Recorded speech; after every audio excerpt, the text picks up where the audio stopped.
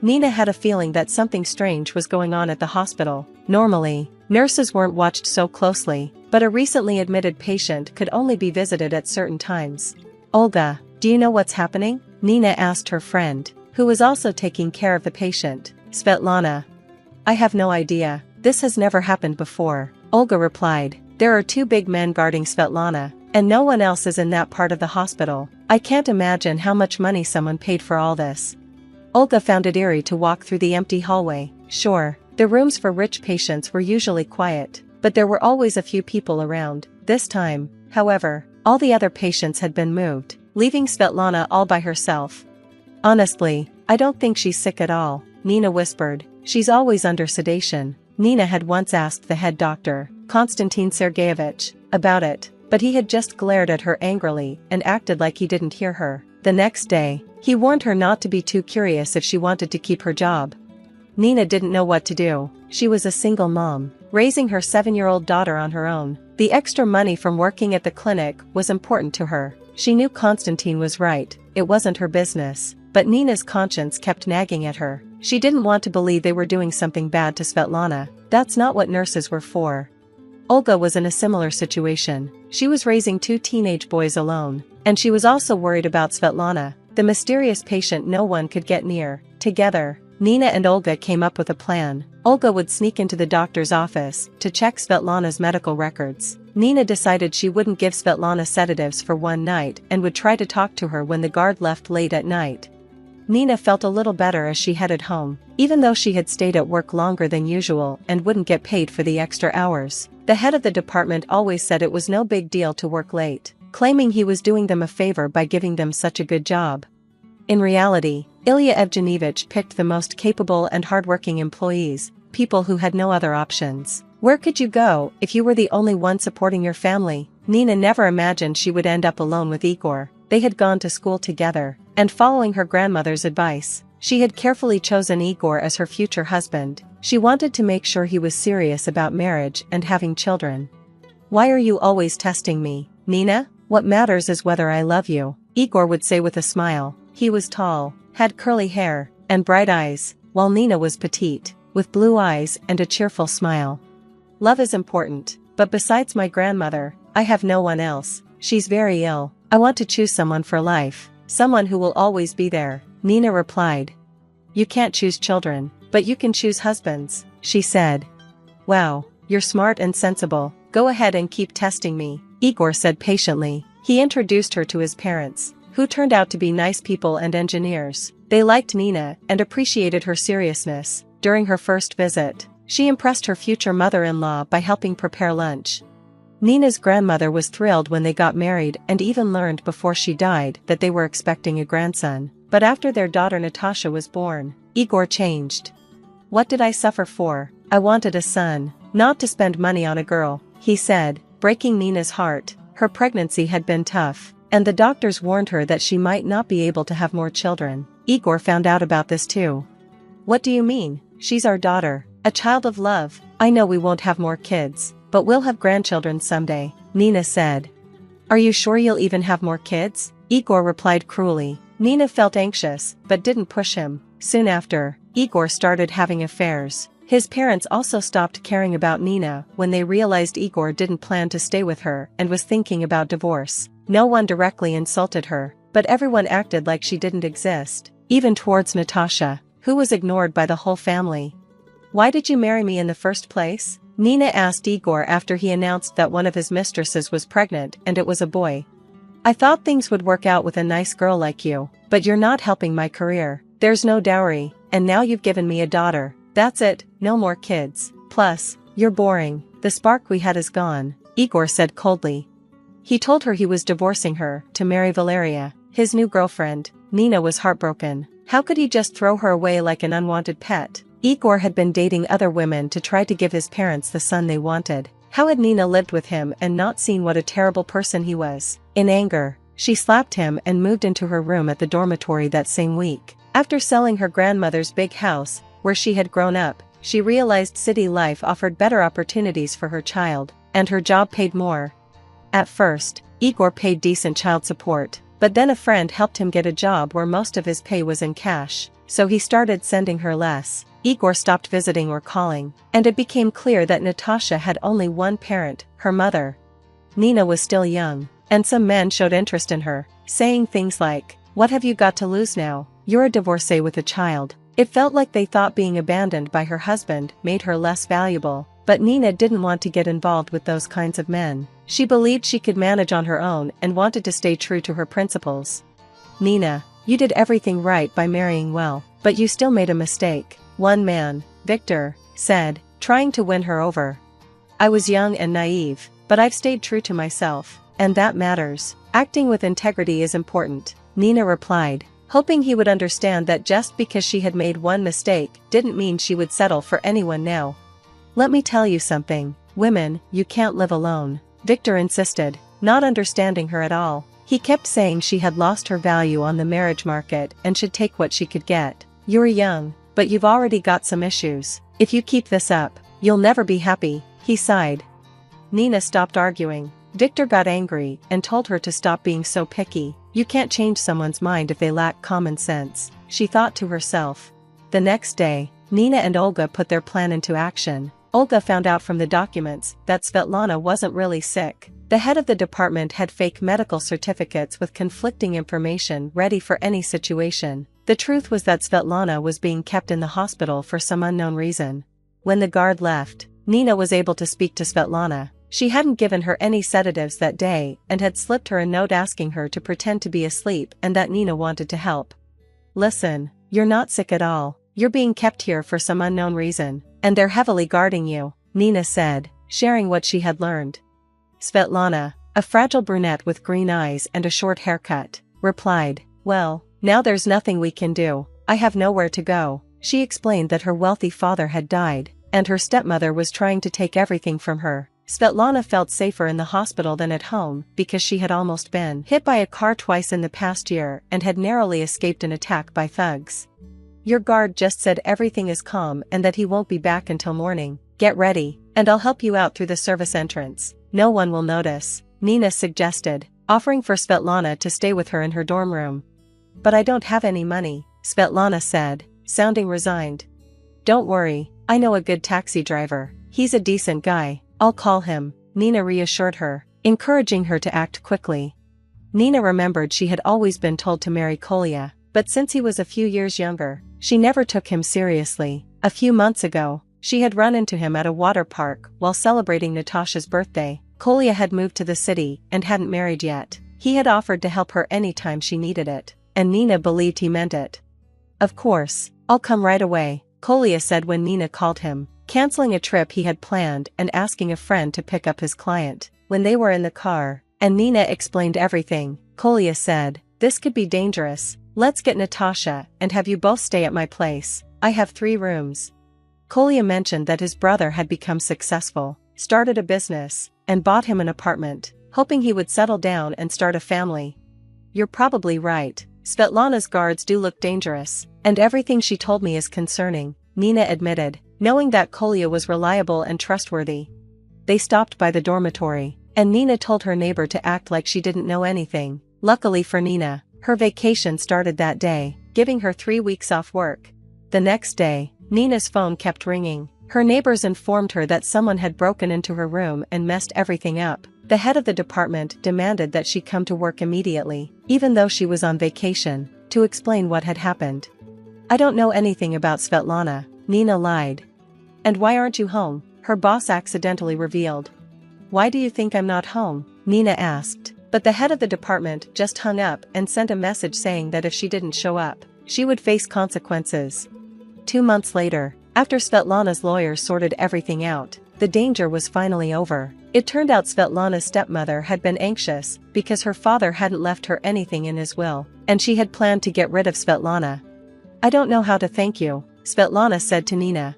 "Well, come to our wedding," Kolya replied. After the dangerous situation, everything moved quickly, and they decided to spend their lives together. It took about 6 months for this to happen. "How did you know I needed help so urgently?" Svetlana asked. "Luck. My ex-husband's new wife is a notary, and she told him about her wealthy client. That's how I found out," Nina explained. "Why didn't you tell me right away?" Svetlana asked, surprised. I tried, but you were so out of it, you couldn't process everything, Nina smiled. It turned out that the long-awaited heir hadn't brought Igor any happiness. He was now a single father, and his wife was in prison. Meanwhile, Nina was expecting another girl, and Kolya couldn't be happier. If you enjoyed this story, please support me by clicking the like button. To stay updated on new stories, subscribe and hit the bell icon. All the best. You don't even know that, you stupid wife. Mary, my mother-in-law, always calls me a stupid wife. I'm a freelance programmer who works from home, so I'm usually at the house. But Mary constantly summons me at her own convenience. Chores at Mary's house, weeding the garden, shopping, carrying bags, being her personal chauffeur. None of these tasks are urgent. It seems she just wants to order me around as she pleases. When we visited her house to announce our engagement, she and my father-in-law John welcomed us so warmly. I thought I wanted to become closer with them, so I decided to live near her place. I never imagined it would turn out like this. Being called by Mary 3 times a week is hindering my work. This could damage my reputation as a freelance programmer. So, after discussing it with my husband Ethan, I got him to agree that after driving her for shopping one last time, I wouldn't have to deal with her anymore. If I can just endure this one last time, I'll be free from this hardship. That's the only reason I've been doing everything she tells me to, but... Oh, ouch! Ouch! When I arrived at Mary's house after finishing the shopping, I found her sitting on the ground next to the car. She keeps saying ouch, with no indication of standing up. It seems like she's injured herself somehow. Hey, stupid wife! Call an ambulance! Even in this situation, it disgusts me how she calls me stupid wife. No matter what, this woman only knows how to curse at me with foul language. If she's going to say that much, should I really act like a stupid wife then? An ambulance, right? Got it. I'm Emma, 30 years old. Currently, I'm a freelance programmer working from home. I got married this year and live together with my husband Ethan, who's 4 years older than me. Originally, Ethan and I worked at the same company. He was my senior colleague in charge of training me when I joined as a fresh graduate. I thought he was a kind and reliable senior who patiently taught this clueless newbie how to do the job. But at first, I was so focused on learning and managing the work that I didn't think of him as anything more than that. Once I became capable enough to handle some responsibilities, I got the chance to work on a project together with Ethan as part of the same team. As we spent time together racing toward the same goal, I started to strongly sense his kindness and sincerity. At the party celebrating the completion of that project, the distance between me and him rapidly closed. After dating for about 2 years after that, we got married, which brings us to today. When I got married, I quit my company job and became a freelancer. That said, I still get work from my previous company, and I've maintained good relationships with the clients I've dealt with so far, so I've been steadily taking on projects. After getting married, Ethan and I rented an apartment near his parents' home. My own family lives about a 4-hour drive away, so it's not easy to visit them casually. But Ethan's parents' place is close to where we originally lived. When we visited them before the wedding to introduce ourselves, they treated us so well. I had hoped to become even closer with such kind parents, which is why I decided to live nearby. Plus, in talking with John, I discovered we had some unexpected things in common. It turned out that John knew the person in charge at one of my work clients. I love comedy, and it just so happens that John is a fan of the same comedy duo. John holds a high position at the company he works for, but he always interacts with me in a warm, friendly way. There are ways he resembles Ethan, which makes it easy for me to talk with him. Our conversations often get lively.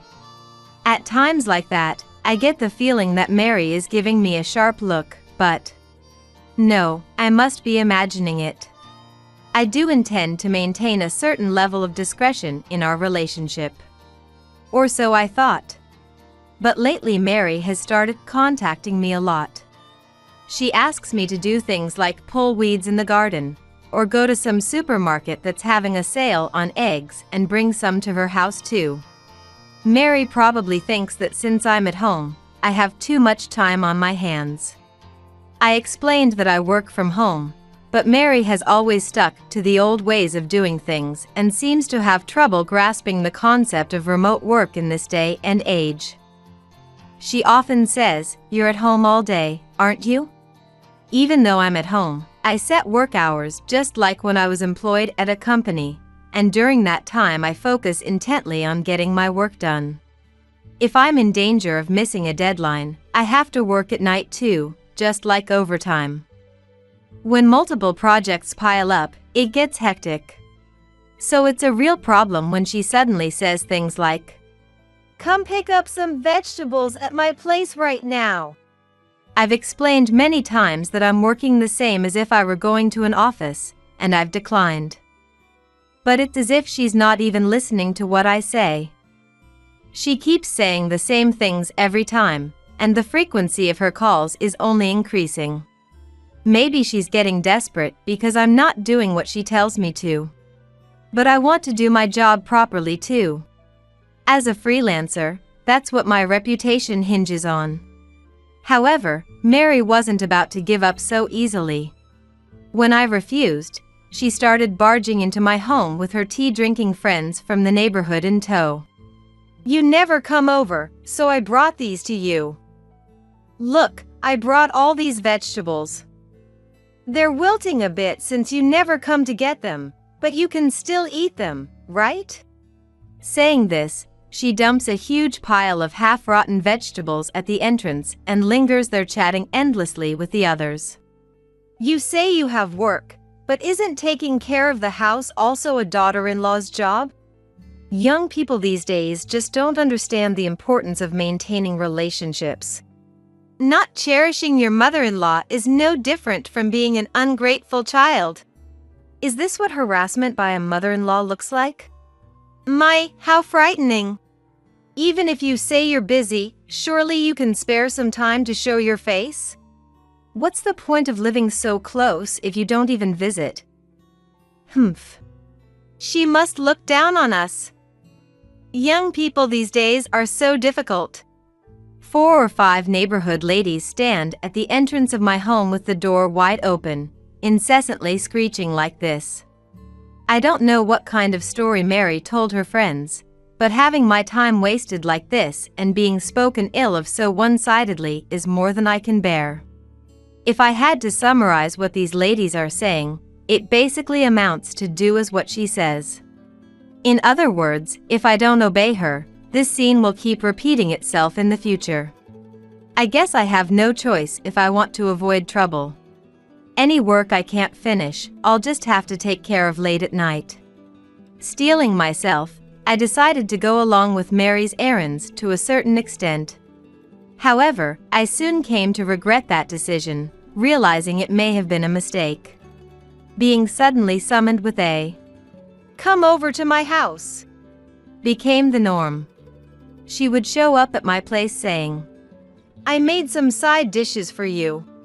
Then open my fridge without permission, noisily look around my house, and complain, "Make sure to clean properly, it's filthy."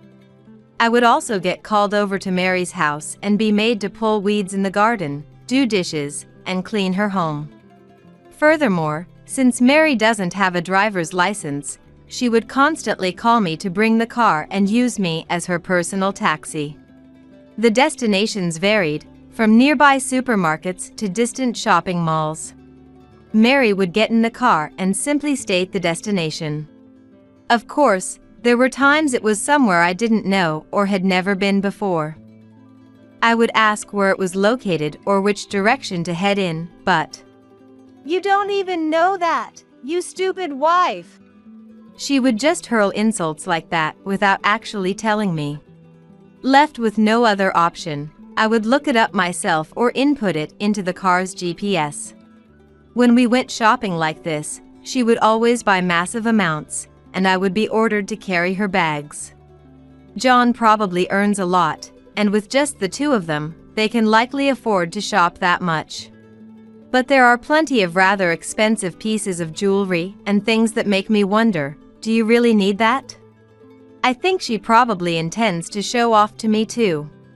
If you don't have proper things like these, it's clear you have no class. A stupid wife like you wouldn't understand. She says stuff like that to me all the time.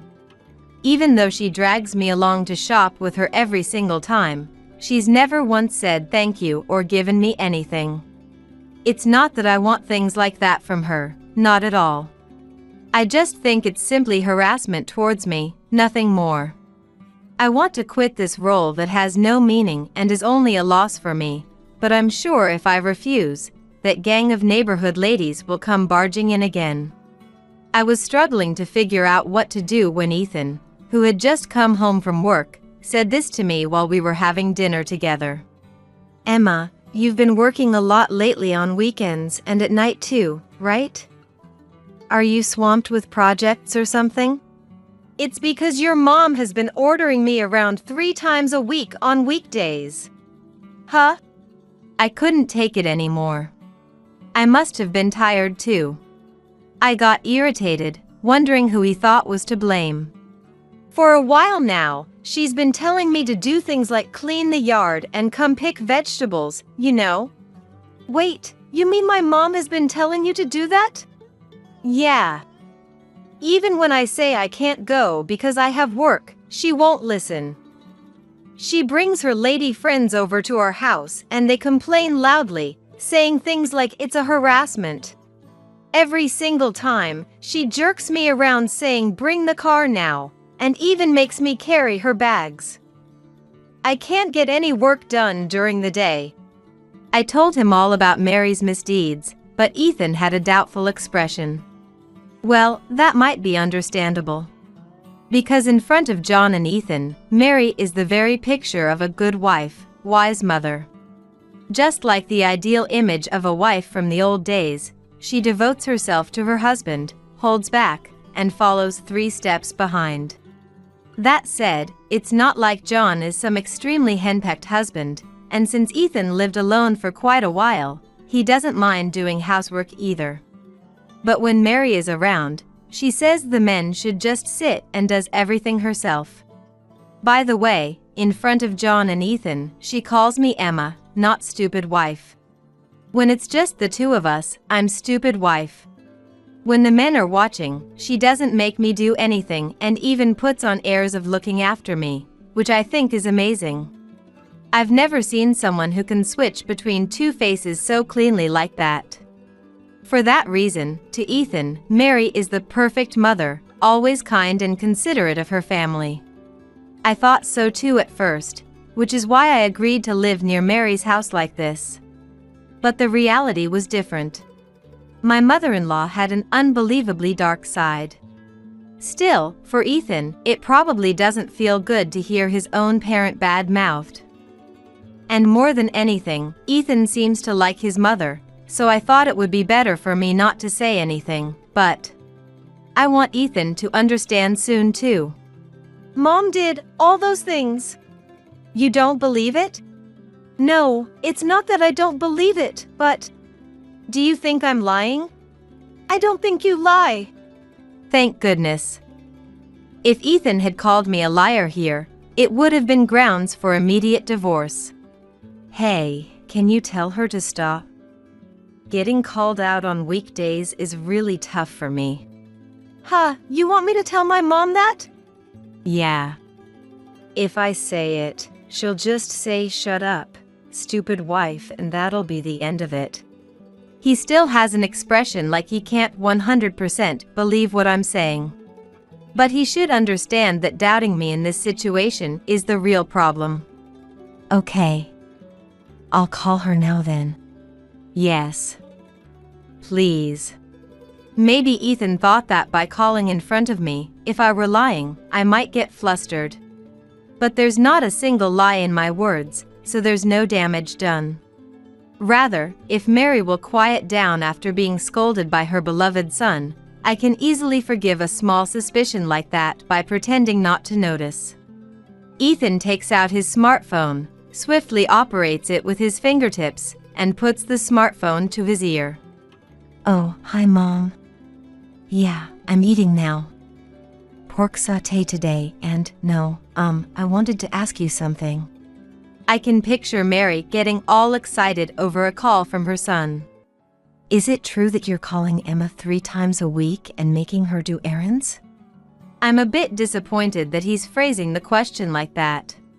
He's making it seem like he's only asking because I said so. Well, it's actually true, so whatever. I'm sure Mary will say something like it just ended up that way, or Emma is so kind that I can't help relying on her. Silly me. Emma has work too, so it's a problem for her to be called out like that. No, she's at home, but she says it's the same as working at a company. I sigh, realizing he just doesn't get it after all. Mary probably wants to say that I should quit my job, hurry up and have kids, and take care of the house. Just like she did. And I think she also wants to loudly declare that I should listen to what she says. I get that it's inconvenient without a car. Maybe Dad can take you on weekends or... Yeah, that's his time off. But you know, Emma isn't on break on weekdays, she's working. Yes, that's it. Go Ethan. Secure my proper work hours for me. It's not okay even if it's just sometimes, but... Wait a sec. Saying that, Ethan takes the smartphone away from his ear and looks at me. Mom says she wants you to take her to the shopping mall just for tomorrow. But I have a job due for delivery the day after tomorrow. Does she think I can just block off my schedule ahead of time? And what about Ethan, relaying that to me without changing anything? I can hear Mary's shrill voice talking non-stop from the smartphone Ethan is holding. Mary always uses this fawning tone when talking to Ethan and John. But when she orders me around, she uses a much lower and more curt way of speaking. She said just for a little while in the afternoon. And? I know it's really a bother for you, Emma, but could you please do it just for tomorrow? For a moment, the word divorce flashed through my head. I've heard that dealing with the in-laws is often a cause for divorce. I thought about it as if it were someone else's problem. Then you won't have to listen to Mom's requests anymore. You heard that, right, Mom? Make this the last time. Ethan puts the smartphone back to his ear and speaks to Mary. Even though she has work tomorrow too, she's specially making time for this. You get that you need to be grateful to her, Mom? As I half listen to Ethan talking, I start to feel fed up.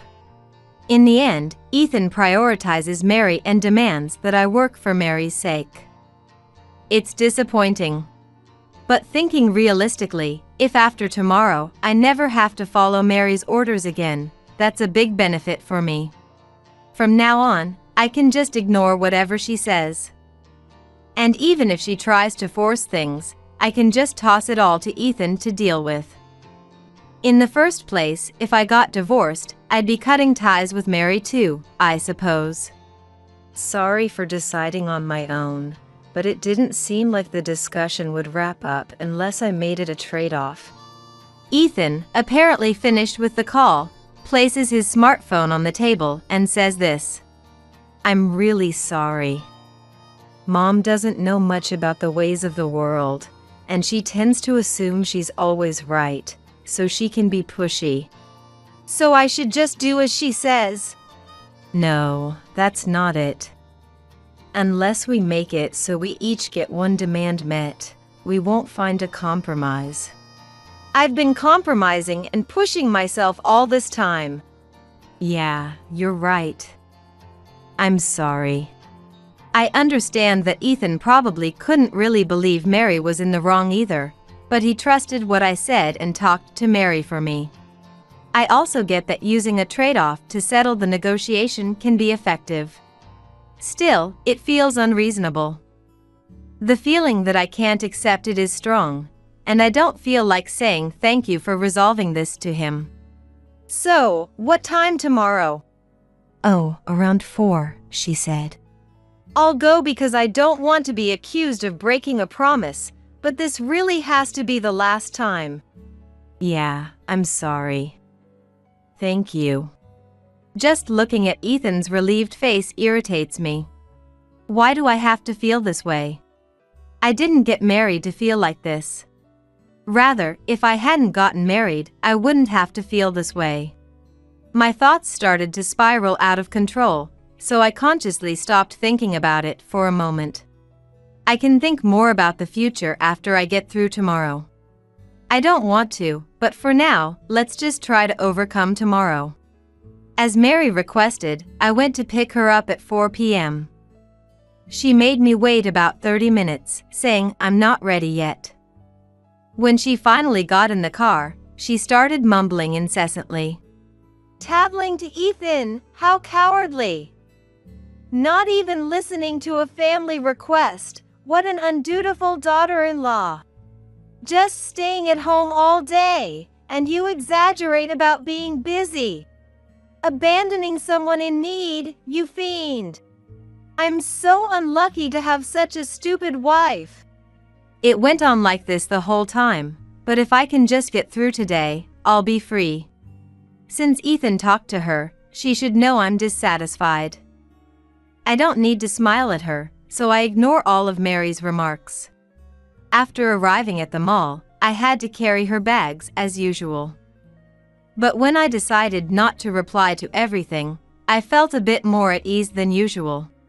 Maybe out of spite, Mary was buying even heavier, larger, and more expensive things than ever. But we finally finished shopping, loaded the bags into the car, and started heading back. Once I drop off the bags and Mary at her house, it'll really be over. Even on the way back, Mary was babbling on about something, but it's not even reaching my ears anymore. I just want it to end quickly. That's all I can think about. When we finally arrived at Mary's long-awaited house, I immediately got out of the car and headed for the trunk. Can you hurry up and unlock the front door?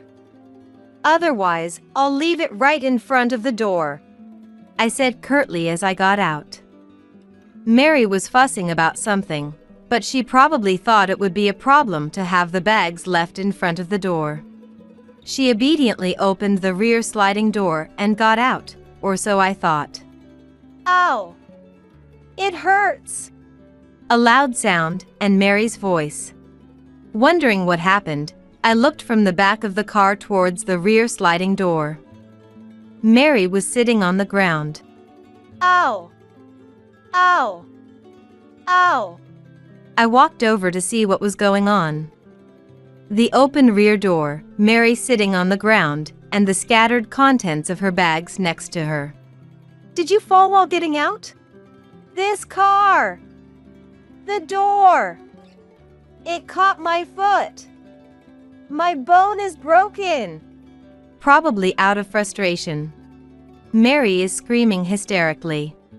However, this automatic sliding door has a pinch prevention function. If it senses an obstacle while opening or closing, the door moves in the opposite direction. Currently, the door is open, so she probably just fell out of the car, or closed the door too quickly while getting out and nearly got pinched. She's screaming while sitting, so she may have actually hurt something. But in the end, isn't it her own carelessness? It hurts! Hey, stupid wife! Ambulance! I'm really fed up with Mary, who hurls insults even in this situation. Every single time, she calls me a stupid wife. If she says it that much, should I really become a stupid wife? An ambulance, right? Ambulance! Are you deaf, stupid wife? Wee-oo. Huh? Wee-oo. I decided to fully play the role of stupid wife. She only said ambulance. She didn't say call an ambulance.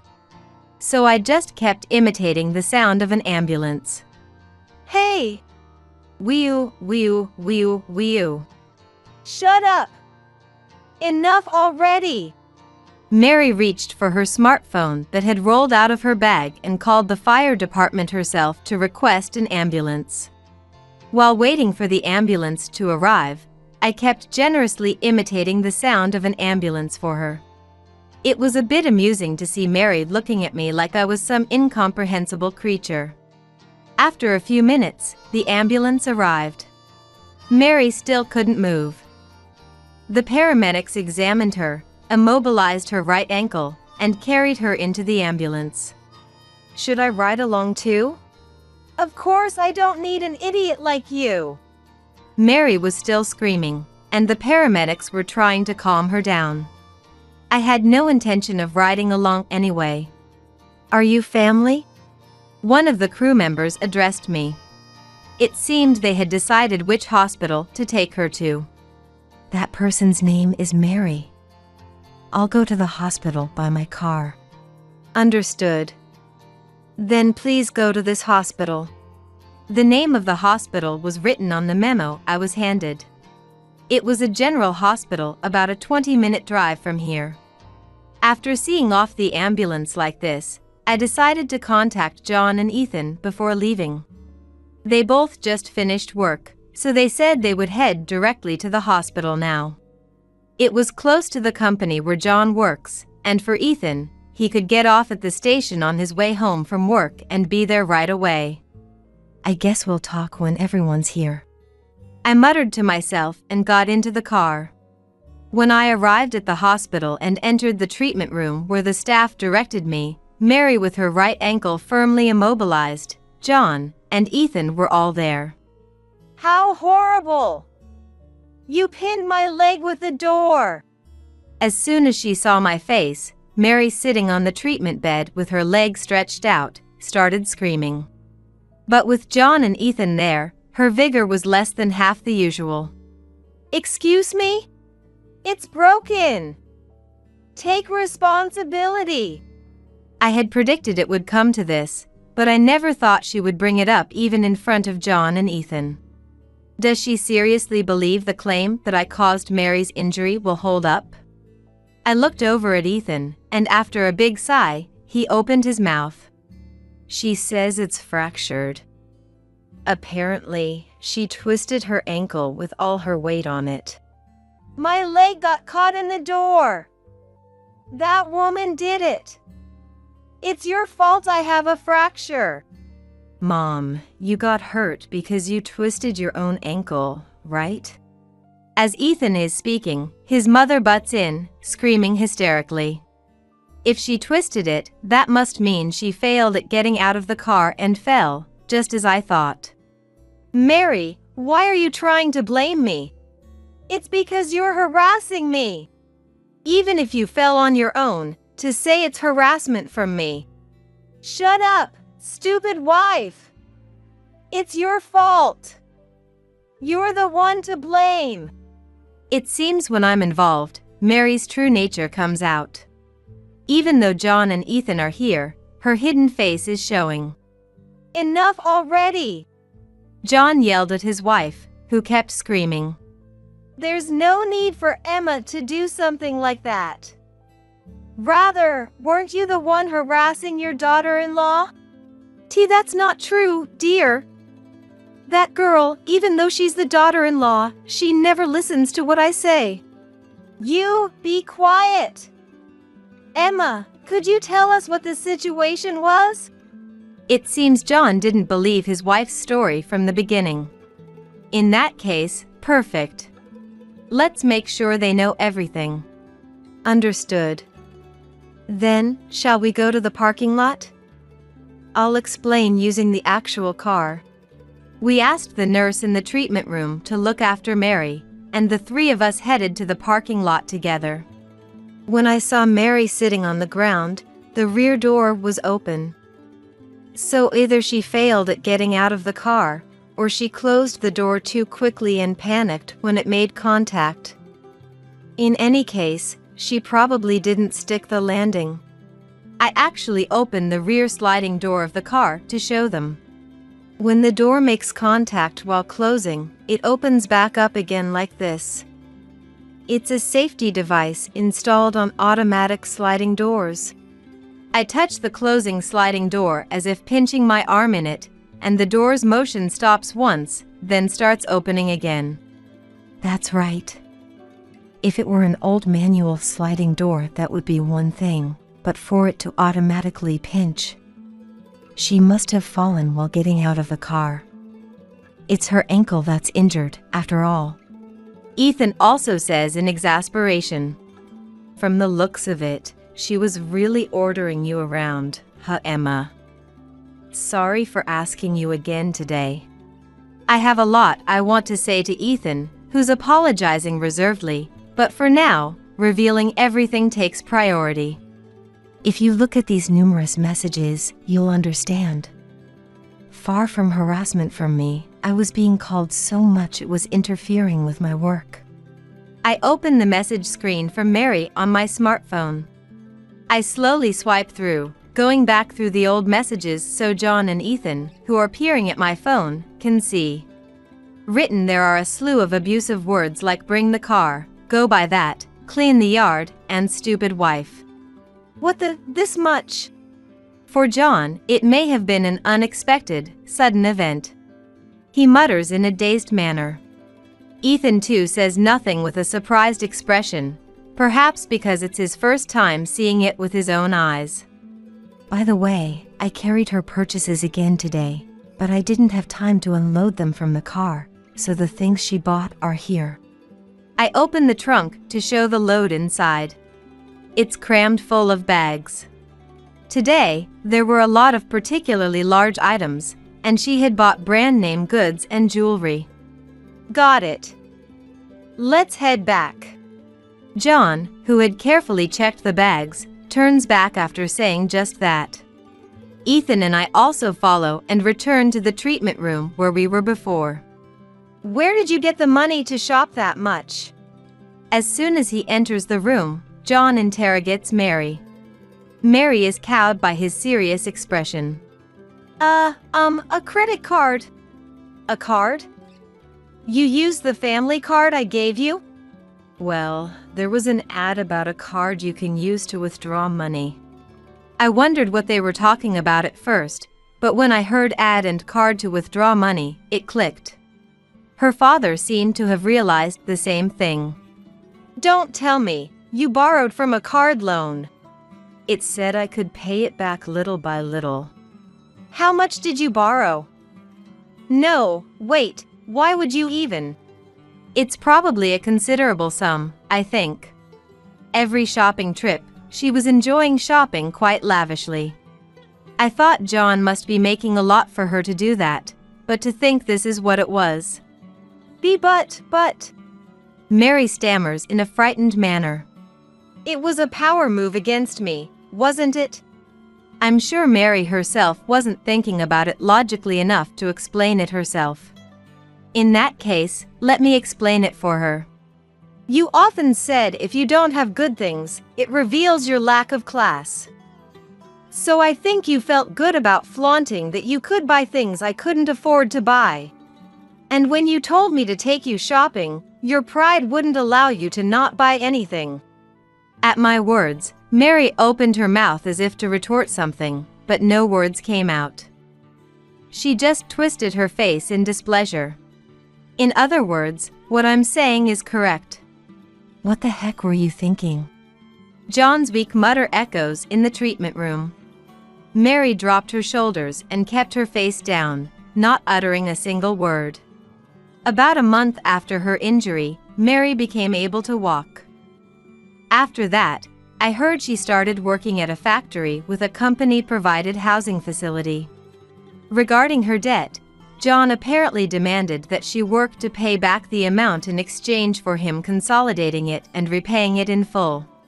He said it was a job opportunity he found through a connection of an acquaintance, and the plan was for her to live in the housing facility and repay John from her salary, excluding necessary expenses.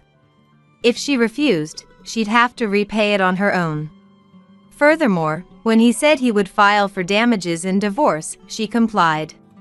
John said he would make her live in the housing facility the whole time until the repayment was completed, however long that took. He hopes she'll have a change of heart while working like that, but if it's impossible, he's decided to divorce her. Who knows what will happen when she finishes repaying and comes back. For now, she occasionally calls to complain to Ethan, so I don't have much hope.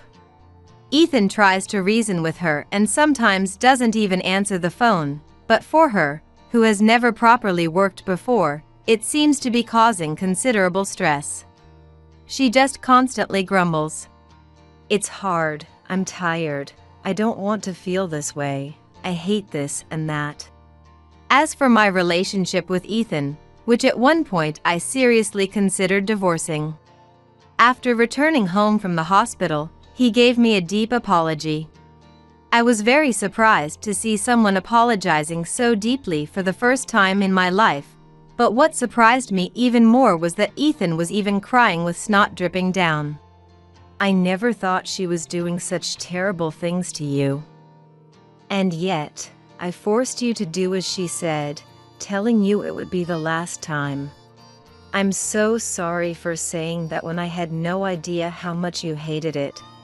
He must have properly understood after seeing the messages from Mary that I showed him. It seemed to be tears overflowing with emotions like guilt, remorse, and empathy for me.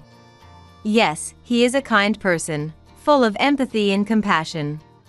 So much so that he doesn't hesitate to admit his faults and offer a deep apology while showing his tearful face like this. I remembered that I fell in love with him because he's this kind of person. "It did hurt when you said things that seemed to take her side. I'm sorry, I'm truly sorry. I feel clear about it now, so it's okay. Emma. I'm sorry, thank you, I'm so sorry." In a sense, we both had a valuable experience through this. I want to make use of it and deepen our bond once again. 2 years have passed since then, and we are now living as a family of 3 in a new place. Ethan was transferred after that, and we moved. I became a freelancer in anticipation of this. In this new place, I got pregnant, gave birth, and am currently in the midst of child rearing. My parents came to help out after the birth. I haven't been able to meet John in person yet, but when I talked to him over a video call while showing him the baby, the corners of his eyes drooped. Incidentally, Mary apparently still hasn't been able to come back. I plan to resume work soon. At first, I intend to keep the workload light while seeing how it goes, but balancing work and childcare will surely be tough. Even so, I want to live fulfilling days while cooperating with Ethan. Engaging in physical intimacy here feels great, doesn't it? Yeah. But Mary really is oblivious, isn't she? Totally. To think she hasn't realized what's going on between her husband and her sister. Laughter from the two of them followed. I stood in front of the room, fists clenched. I wanted to burst in and confront them, both naked. While I was thinking this, my sister Emma's voice gradually faded. It gradually turned into a whisper between them, and before long, her sweet voice echoed. I had reached my limit of patience. "What are you doing in my bed?" A rage I couldn't vocalize rose within me, and I quietly left the area to avoid making noise. Maybe I am dense. But I had a hunch about my husband's infidelity. I was afraid to acknowledge that he was cheating, so I did nothing. But being presented with undeniable proof woke me up. They shouldn't be forgiven. If I ran away now, it would stay this way forever. I didn't want to be looked down upon by anyone anymore. I decided to take revenge on them for myself. Thinking this, I quietly entered the living room. My name is Mary. I'm 27 and a preschool teacher. It's a tough job, but I've always dreamed of doing it and don't plan to quit. However, my husband Tom wants me to quit my job. The reason being, it's embarrassing, apparently. Since I'm earning, there's no need for you to work. He works at a food processing company owned by my father. He's a university graduate and a rising star in the company. Yet, he's embarrassed that his wife works and fears being mocked by his college friends. That seems to be his thought. Ironically, my sister Emma has said the same thing. But in her case, it felt more derogatory. Clumsy working as a preschool teacher? That's laughable. You better quit soon. Complaints from my husband and condescension from my sister. That's my daily life now. But being looked down upon by Emma isn't new. Emma, with her elegant features like our mother, has always looked down on me, who is average looking. You really have nothing going for you. Below average in looks, and not a hint of dexterity. That's not true. What? Don't you dare talk back to me. Just listen quietly to what I have to say. How many times we've had this conversation. And similar things were said by those around us. Emma is beautiful like Mom. You two don't look much alike, do they? That's what I'd always hear, wherever I went. While it's true that she has elegant features, it's not like I'm unattractive. I just take after our father. I wanted to retort that, but my inability to speak well prevented me from doing so. In the end, she was always the one everyone doted on. Even my mother favored Emma, who resembled her. There's a clear incident that shows this. It happened when I was in elementary school. One holiday, while Dad was out at the convenience store, Mom said to Emma, "Emma, shall we go buy some clothes?" "Really? Yay!" Emma was thrilled. I hesitated for a moment, hoping, but when Mom looked at me, she said with a cold gaze, "You don't need clothes, do you, Mary?" I averted my gaze hesitantly. Then, Mom looked at me sharply. "You don't need them, right?" "Yes." "Oh, that's too bad. Since Mary doesn't need any, we'll go just the two of us." And so, Mom left with Emma, leaving me to stay home alone. Soon after, Dad came home. Surprised, he asked why I was alone. Mom and Emma went to buy clothes. I nearly burst into tears. Seeing my state, Dad immediately understood. He had probably sensed that Mom favored Emma. Dad confronted Mom when she returned. And Mom began to cry and make excuses. Mary said she didn't need any. She was just being considerate. You should know that. I don't understand what you are talking about, Mom retorted sharply. Dad was disappointed with her attitude. Mary, next time, let's go out together, okay? Yeah. Since that day, Dad has always been more attentive towards me. However, Mom's attitude remained unchanged. She always favored Emma. Honestly, I had given up. But it seemed my father hadn't. One day, he brought a woman home. She was a relative named Kate. Kate was supposed to live alone as she entered college, but our relatives were worried, so my father took her in. Nice to meet you, Mary. Yeah. The idea was, with a relative in the house, my mother couldn't ignore me as easily. I later found out that was my father's intention. With Kate's arrival, my mother and Emma's attitudes visibly changed. Whenever Emma made a snide remark to me, Kate would scold her. Emma, it's not nice to say that to Mary. That's... You're a good girl, Emma, you understand, right? Emma would sulk at her words.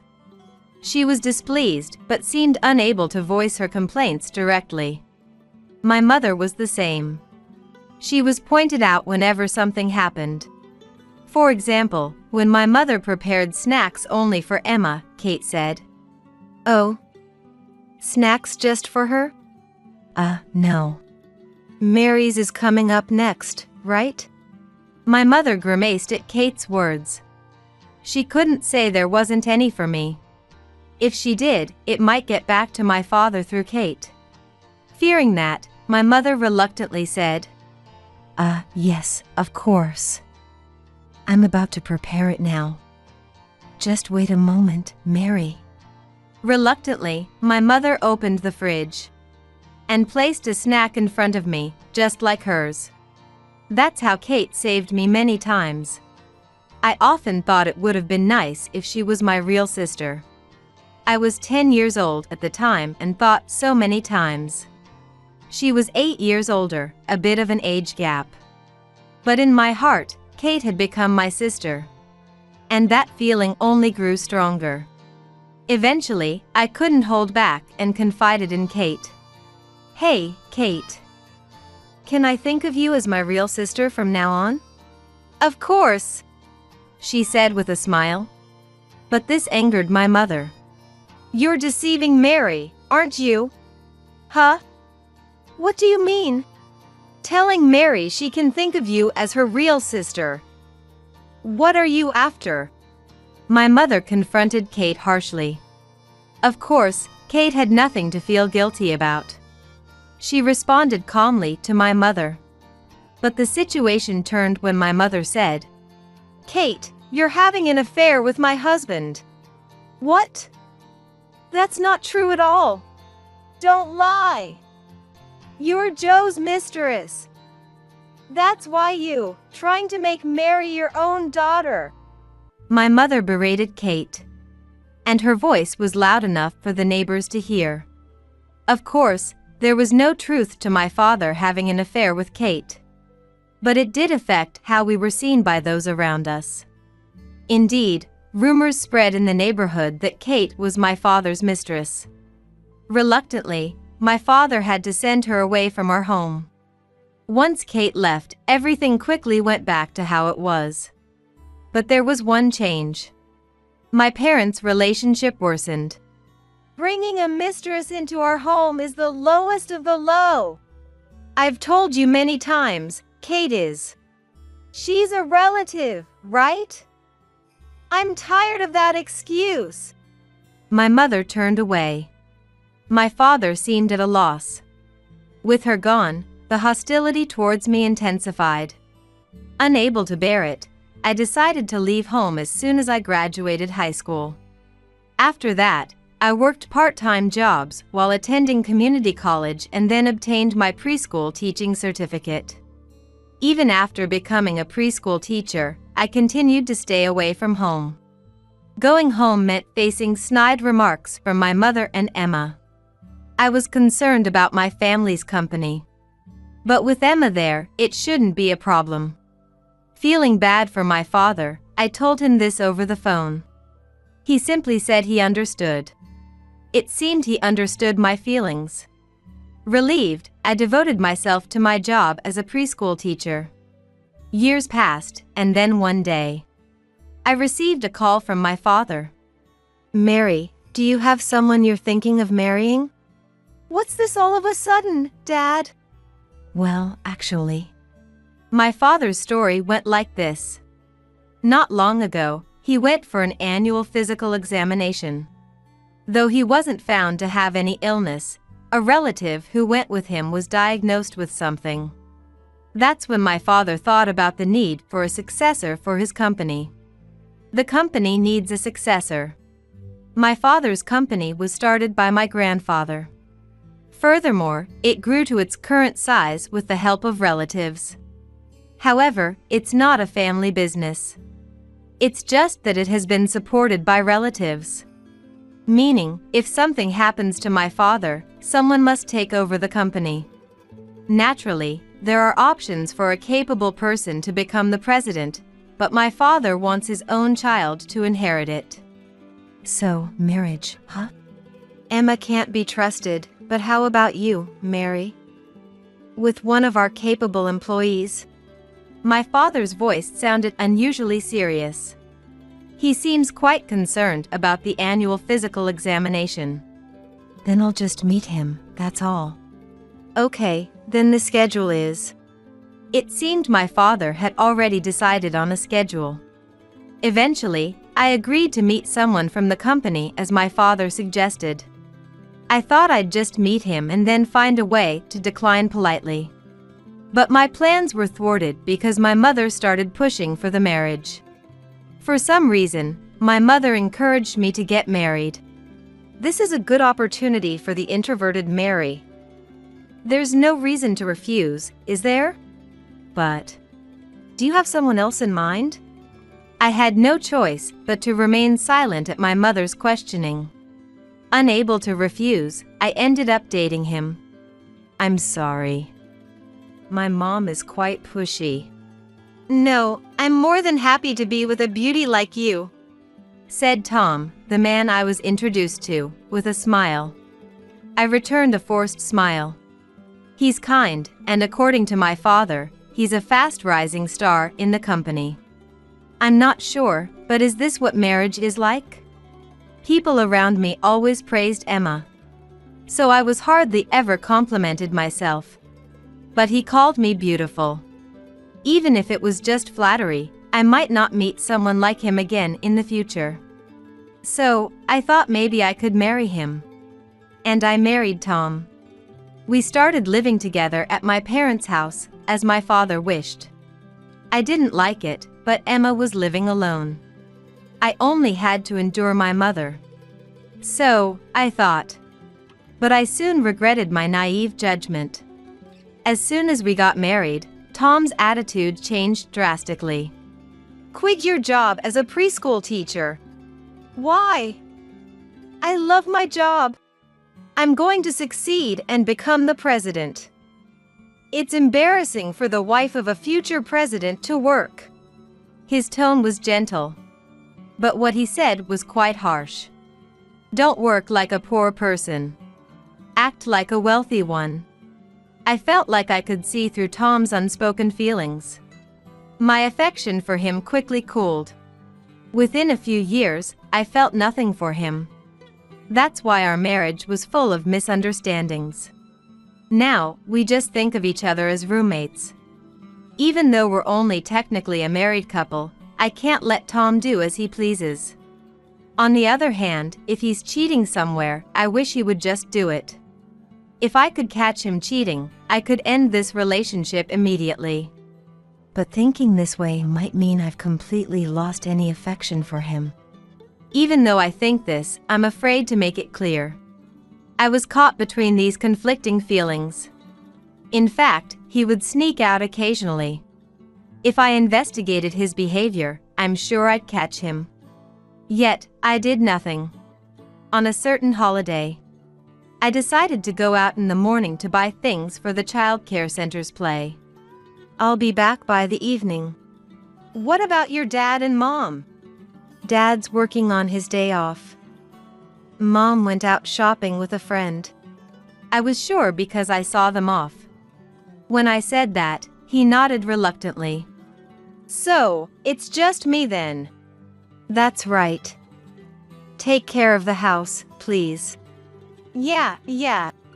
Tom said reluctantly, scratching his head as he went back to his room. I left the house, wondering if it was okay. I headed to the nearby dollar store. First, I filled my basket with the necessary items while looking at the notes on my smartphone. After I finished shopping, I casually put my hand in my pocket. That's when I realized the wallet that was supposed to be there was missing. Wait, my wallet? Did I drop it? I stopped myself as I realized I had left it on the living room table. Thinking I made a mistake, I put the items back and hurried home. As I unlocked the front door, strange voices could be heard from inside. It seemed like a woman's voice. Wait. The only one home should be Tom, right? I headed towards the source of the voices. It was our bedroom. Why from the bedroom? I wondered as the woman's voice became clearer. Mary isn't coming back until the evening? I immediately covered my mouth, realizing it was Emma's voice. Tom's voice followed. She went to buy things for the play. Then we have until the evening to enjoy ourselves. If you look closely, you'll see that the door is slightly open. Peering through the slightly ajar door, I saw Emma and Tom inside. The two of them were on the bed, not wearing any clothes. Tom and Emma were having an affair. As I came to that realization, he said, Engaging in physical intimacy here is quite something, isn't it? Indeed. But Mary is really oblivious, isn't she? Absolutely. She still hasn't realized what's going on between her husband and her sister. Their laughter followed. I stood in front of the room, fists clenched. I wanted to burst in and confront them, both naked. As I thought this, Emma's voice gradually faded. It turned into whispers, and soon her sweet voice filled the air. I had reached my limit of patience. What are you doing in my bed? A rage I couldn't vocalize rose within me. And I quietly left the area to avoid making noise. Maybe I am dense, but I had a hunch about his infidelity. I was afraid to acknowledge he was cheating, so I did nothing. But being presented with undeniable proof woke me up. Tom and the detestable Emma shouldn't be forgiven. If I ran away now, it would stay this way forever. I didn't want to be looked down upon by anyone anymore. I decided to take revenge on them for myself. Thinking this, I quietly entered the living room. The family computer was in the living room. I really wanted to use my own computer. But my computer was in the bedroom. Since Tom and Emma were there, I couldn't go inside. I can do at least this much, I murmured as I took the webcam in my hand. With it, I went up to the bedroom door and pointed the camera inside through the gap, then hurried back to the living room. I turned on the computer and connected it to the webcam wirelessly. At the same time, I sent a message to someone. Then, like a web conference, I streamed the camera footage to that person. Can you see it? I asked using the computer's microphone. An immediate response came back. I can see it, perfectly. The reply came from Kate. Yes, I had contacted her. After Kate left the house, I felt quite lonely and depressed. Seeing this, my father set up a computer so I could keep in touch with her. Since then, I frequently communicated with her. It was like having a web conference, as my father put it. In any case, connecting with her was easy. Emma and Tom are in the midst of an affair. Kate, can I live stream this? Of course. I'll record it for you, too. Kate had graduated from university and worked in computer-related fields. She mentioned something about IoT solutions. This kind of task was easy for her. How much time had passed? Suddenly, there was a loud noise. Ouch! What's this? What happened? Something weird at the entrance. Finally, she noticed. As I thought this, Emma's loud voice echoed. What? A camera! Footsteps hurriedly approached. Soon after, she burst into the living room. Finding me, she tried to fix her partially removed clothes and yelled, This is your doing! What is this? It's a webcam. You were spying on us. Enough already. You're the worst. Emma slammed the webcam to the floor. The worst one is you, I retorted while thinking. If you break it, you're paying for it. It's quite expensive, you know. Shut up. More importantly, why you are here. Unlike you, I live here, I answered nonchalantly. But Emma seemed infuriated by my attitude.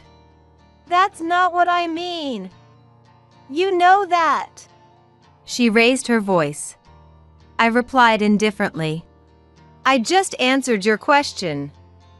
But you're prepared, aren't you? Eh? Why are you acting all high and mighty? Emma screamed, and finally, Tom showed up. He looked at Emma and smirked nastily. Ah, you were here. Mary, did you finish shopping? Not yet. I had to go back for my wallet, and when I did, I caught you two engaging in physical intimacy. Peeking, huh? Nice hobby. I can't see the humor in this situation. That's why I said to him, Think it's funny? You do realize what happens if you cheat, right? nothing will happen. No one's going to listen to you anyway, Tom said with a scoff. Why do you think that? Because Emma is here, and so is your mom. They're on our side. I see. That's how it is. But this time, we have evidence. So, no matter what Mom says, it can't be overturned. Thinking this, I quietly stood up and declared to Tom, Tom, I'm divorcing you. Just now, I got the perfect evidence. Huh? You think you can divorce? Try it if you can. He doesn't seem to grasp the situation. Sighing, I turned to Emma. I'll be demanding compensation from you. Compensation? From me? For being the other woman. As I raised my voice, Emma looked sulky. Frowning, she glared at me harshly. Don't act all high and mighty when you can't do anything. Just quietly listen to us. Sorry, but I'm an adult. I won't listen to Emma or Mom anymore. I grabbed the wallet from the table and slipped past them, heading straight for the door. Tom followed me. Where are you going? I'm leaving. I don't want to stay here anymore. I get it. Mary, you have someone else, right? Going to his place, aren't you? I was astonished. What a wild imagination. Perhaps, because he was cheating, he thought I was too. Regardless, I looked at Tom sternly and retorted, I got evidence of the cheating. There's no need for me to stay any longer. After stating this unilaterally, I went outside. Wait! We're not done talking. The talk is over. I'm divorcing you, Tom. We'll have a discussion later about this. I shouted over his voice and slammed the door with force. Heading to Kate's house next. Kate lives alone, about a 30-minute drive away. Since she's not married, she might welcome me even on short notice. With that hope, I rang Kate's doorbell. Kate immediately came out. Seeing my face, she hugged me without asking why. I was so relieved that I cried without caring who saw. Once I calmed down, Kate let me into her room. Are you okay? Have you calmed down? Yeah. It must have been tough. But it might be even tougher at home. Not understanding why Kate was laughing, I asked her, What do you mean? Well, actually. Kate started to explain, barely containing her laughter. The story goes back a bit. Right after I contacted Kate, she started recording their engagement in physical intimacy. Then, Kate received a call from someone. The caller was a work contact, wanting to discuss work. After quickly finishing the work conversation, the person apparently sought personal advice from Kate. That's when Kate had a brilliant idea and did something quite bold. This broadcast? Yes, I recorded Mary's stream and shared it with that person too. So, a complete stranger saw it? Embarrassed, I covered my face with my hands. I hadn't intended to go that far. At that moment, Kate patted my back. It wasn't a stranger I shared it with. It was your dad. My dad? As I asked again, Kate started laughing and explained. She works at an IoT solutions company. It's a company that solves various problems through the internet and devices. Dad was interested in IoT solutions and had been consulting with her about her company. So, it was half work, half personal. But the work talk ended quickly. Then, Dad asked about me, noticing that things weren't going well between Tom and me. Hearing this, Kate had an idea. The cause was undoubtedly him, because the evidence was right there in front of us. Thinking this, she prefaced it by showing the video. "This is what's happening right now." Kate sends the video I was streaming to my father. My father watched the video silently. After a while, when Emma broke the camera, my father said this to Kate. "Take care of Mary if she comes." That's all he said before cutting the communication. What happened after that, I don't know. But he probably went back home. Kate said so. At that moment, my smartphone rang. It was my father who contacted me. He said me to come back home. It was a message from my father saying, of course, I didn't want to go back home. But if my father says to come back, it means some resolution must have been reached. "I'll go with you," Kate said, and that made me feel prepared. Kate and I went back home together. When we got home, Emma and Tom were being made to reflect in the living room. In front of them was my father, furious. I softly spoke to my father. "Dad, I'm home." "Ah, I was waiting. These two have something they want to say to Mary." My father stared at Emma and Tom. "I'm sorry. It was all my fault." Tom deeply apologized. Emma, next to him, also apologized deeply. "I'm sorry. I won't do it again. Please forgive me." Emma was crying, which was rare. I felt a bit relieved. "What will you do, Mary? Forgive them or not?" My father asked me. But the answer was already clear to me. "There's no way I can forgive them. I'm going to divorce and I'll demand compensation from both." "Wait a minute. I don't have any money." "That's your problem, not mine. Please, wait." Emma began to make a fuss. But when my father scolded her, she suddenly became quiet. How could that arrogant Emma change so much while I was away? I was so surprised I couldn't continue. While I was thinking, Tom said, "Mary, please reconsider the divorce." "No. Don't say that. Without you, I won't have a place in the company anymore." Tom started crying. He looked like a child. "What do you mean?" I looked back at my father, who then explained while looking intently at Tom. "We've been favoring him because he was Mary's husband. What will people think if that's gone?" "I see. People will think Tom messed up. That's the end of it. Of course, that doesn't mean he'll be fired from the company. But an isolated ex-husband, what happens to him is clear without saying. No one will lend a hand carelessly." Tom cried and clung to me, but there was no reason for mercy. So, I said to the crying Tom, "Too bad. Maybe look for a new job?" "Wait. Please, let's start over." "Okay." "No. I've decided to divorce." I shook off his clinging hand.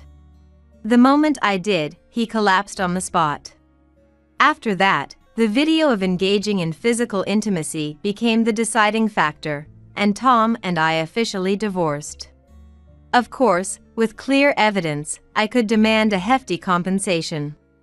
I also demanded compensation from Emma. She resisted, but she was powerless in front of that evidence. Most of the process was left to the lawyer. Because I had preparations for a childcare center's play and daily work. Working was actually more distracting. I was prepared for some disputes, but the divorce went surprisingly smoothly. Maybe it was thanks to the lawyer. I felt relieved. Then, one day, a parent named Ben approached me at pickup time. Mary, can I have a moment? What is it? Recently, I've been seeing a strange person around the childcare center. It seems there's someone watching the childcare center. Other parents are scared too. It's better for the childcare center to take action before any harm comes to the children. That's what he told me. I was just surprised. I didn't know. What does the person look like? Like a suspicious man. Before things get worse, I thought we should take measures. So, I immediately consulted with the principal. The principal listened to my story and consulted with the local police right away. The police promised to increase patrols. Yet, that alone wasn't enough. I worked with other caregivers to alert the parents, hoping that would make the person wary. A few days later, during pickup time, a man's loud voice came from the street in front of the child care center. Hey! What are you doing here? Stop! Startled, I instinctively protected the children. The principal got the children inside the building. Once the children's safety was assured, I looked out the window towards the street. What are you doing here? The loud voice was Ben's. He seemed to have come to pick up a child. In front of him was a person wearing a black hood, looking suspicious, holding a camera. The appearance was dubious, maybe a pervert. The principal must have thought the same and had called the police. At that moment, the man retorted to Ben. Not really. Hearing that voice, I was struck with realization. That voice. Tom? Thinking so, I strained my eyes to look at the person under the hood. A glimpse of the face visible through the hood gap was clearly Tom. Why is he here? By the time I thought that, I had already rushed out. Noticing me, Ben moved to shield me. At that moment, the hooded person shouted, So you were cheating after all? Is he the one? The hooded person, Tom, was raising his voice at me. Ben was dumbfounded by the situation. Then he quietly asked me, Do you know this person? Astonished that he was the suspicious person. Momentarily deflated, Tom raised his voice again. That man is your affair partner. Tom was pointing at Ben. I retorted in disbelief. What are you talking about? This person is a parent of a child who attends the child care center. Don't lie. I heard it from your mom. Mary, you're having an affair with a parent, aren't you? In front of me, he started to rant unilaterally. It was right after the divorce. Desperate to reconcile, Tom had consulted my mother. Then she told him I was having an affair with a parent of a child attending the child care center. Finding that affair partner would reconcile the two of us. Their affair was just an act. She convinced him that way and promised. I was dumbfounded by how such a story came about and couldn't say anything. Then, a loud siren sounded, and several police cars arrived. What's this? Just stay calm. Ben caught Tom as he tried to flee in panic. Tom struggled and shouted, Let go! Mary, do you know this person? Ben asked again. I shook my head and answered, Ben, you're a police officer, right? Please take this suspicious person away. With a cold statement, he was surprised. Eventually, Tom was taken away by the police. Later, I heard he was released after receiving a warning from the police. Whether he was truly all right after that is debatable. In fact, many children started crying when he was found. Naturally, no parent would forgive this. Indeed, one parent filed a complaint. against him for traumatizing their child. Whether compensation was awarded is uncertain, but it certainly added insult to injury for Tom. Seeing the situation gravely, my father fired him. He even ordered that part of the severance pay be used to compensate the parents. He could not ignore his father's command. Everything was recorded on video. Some of it was even broadcast on a video site. In the end, he had no choice but to ask for the video's removal as a condition for reconciliation. Tom, now jobless, seems to be living by working part-time jobs at night. The mother who incited Tom had a huge fight with my father. It seems she wanted to help Emma. Learning this, my father was furious. And then he said to her, "Why do you always antagonize Mary? I can't stand this anymore. We're getting a divorce." Thus, my mother was kicked out of the house. Losing a place to go, she ended up crashing at Emma's room. But she had just quit her job because of the rumors at work about being sued for compensation due to the affair. Naturally, Emma tried to kick her out immediately. However, she wouldn't be ousted easily, because Kate had spread the story of the divorce among the relatives. Seen as the bad woman who only doted on one daughter. Among the relatives, that was my mother's reputation. And Emma, too, was labeled as the worst woman for stealing her sister's husband. With no relatives to turn to, the two had to support each other. Eventually, they decided to support each other with part-time janitorial jobs and moved into a small apartment together, so I heard. As for me, I continued working as a childcare worker. The incident with Tom had caused trouble at my workplace. Initially, I intended to quit, but I was persuaded to stay by the parents. That's why I'm still working as a childcare worker. Thinking about remarriage or dating is out of the question for now. But if a good opportunity arises, I might consider it seriously. "Mary, are you having any troubles?" No, rather I'm sorry for the inconvenience the other day. "If you ever have any troubles, I'm always here to listen. I'm single and have plenty of time." When he said that, I felt a little happy. Maybe this is what love is, but that's a secret for now. Finally, the nuisance is gone. From today, we're living with my parents at my house. Matthew's words hung in the air as I stood dumbfounded in front of our demolished family home, right after my parents had passed away. "What are you talking about?" Have you lost your mind too? Hurry up and bring the inheritance over to my place. I couldn't help but burst into laughter at his words. I see. So that's what this was about. What? Why are you laughing? You guys don't know? Know what? As I laughed, Matthew and the in-laws looked at me quizzically. It was then that I decided to tell them the truth. My name is Madison. I was born the eldest daughter in a family of ordinary full-time working parents. I have one older brother. A perfectly normal family. At 29, I married my husband Matthew, and we had 2 children. Juggling work and child-rearing, before I knew it, I was already 55. Our son, Kenneth, and our daughter, Amelia, had grown up and become respectable members of society. They were both living on their own, struggling with their new careers. Now it was time for Matthew and me to enjoy some peace. It was a plain life, but a happy one. I had always thought we would continue to age together like this.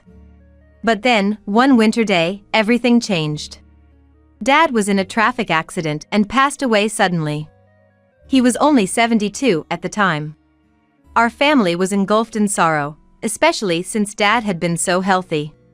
Mom was particularly devastated, hardly able to eat. "Mom, I know you're sad, but you have to eat." I kept telling Mom this over and over.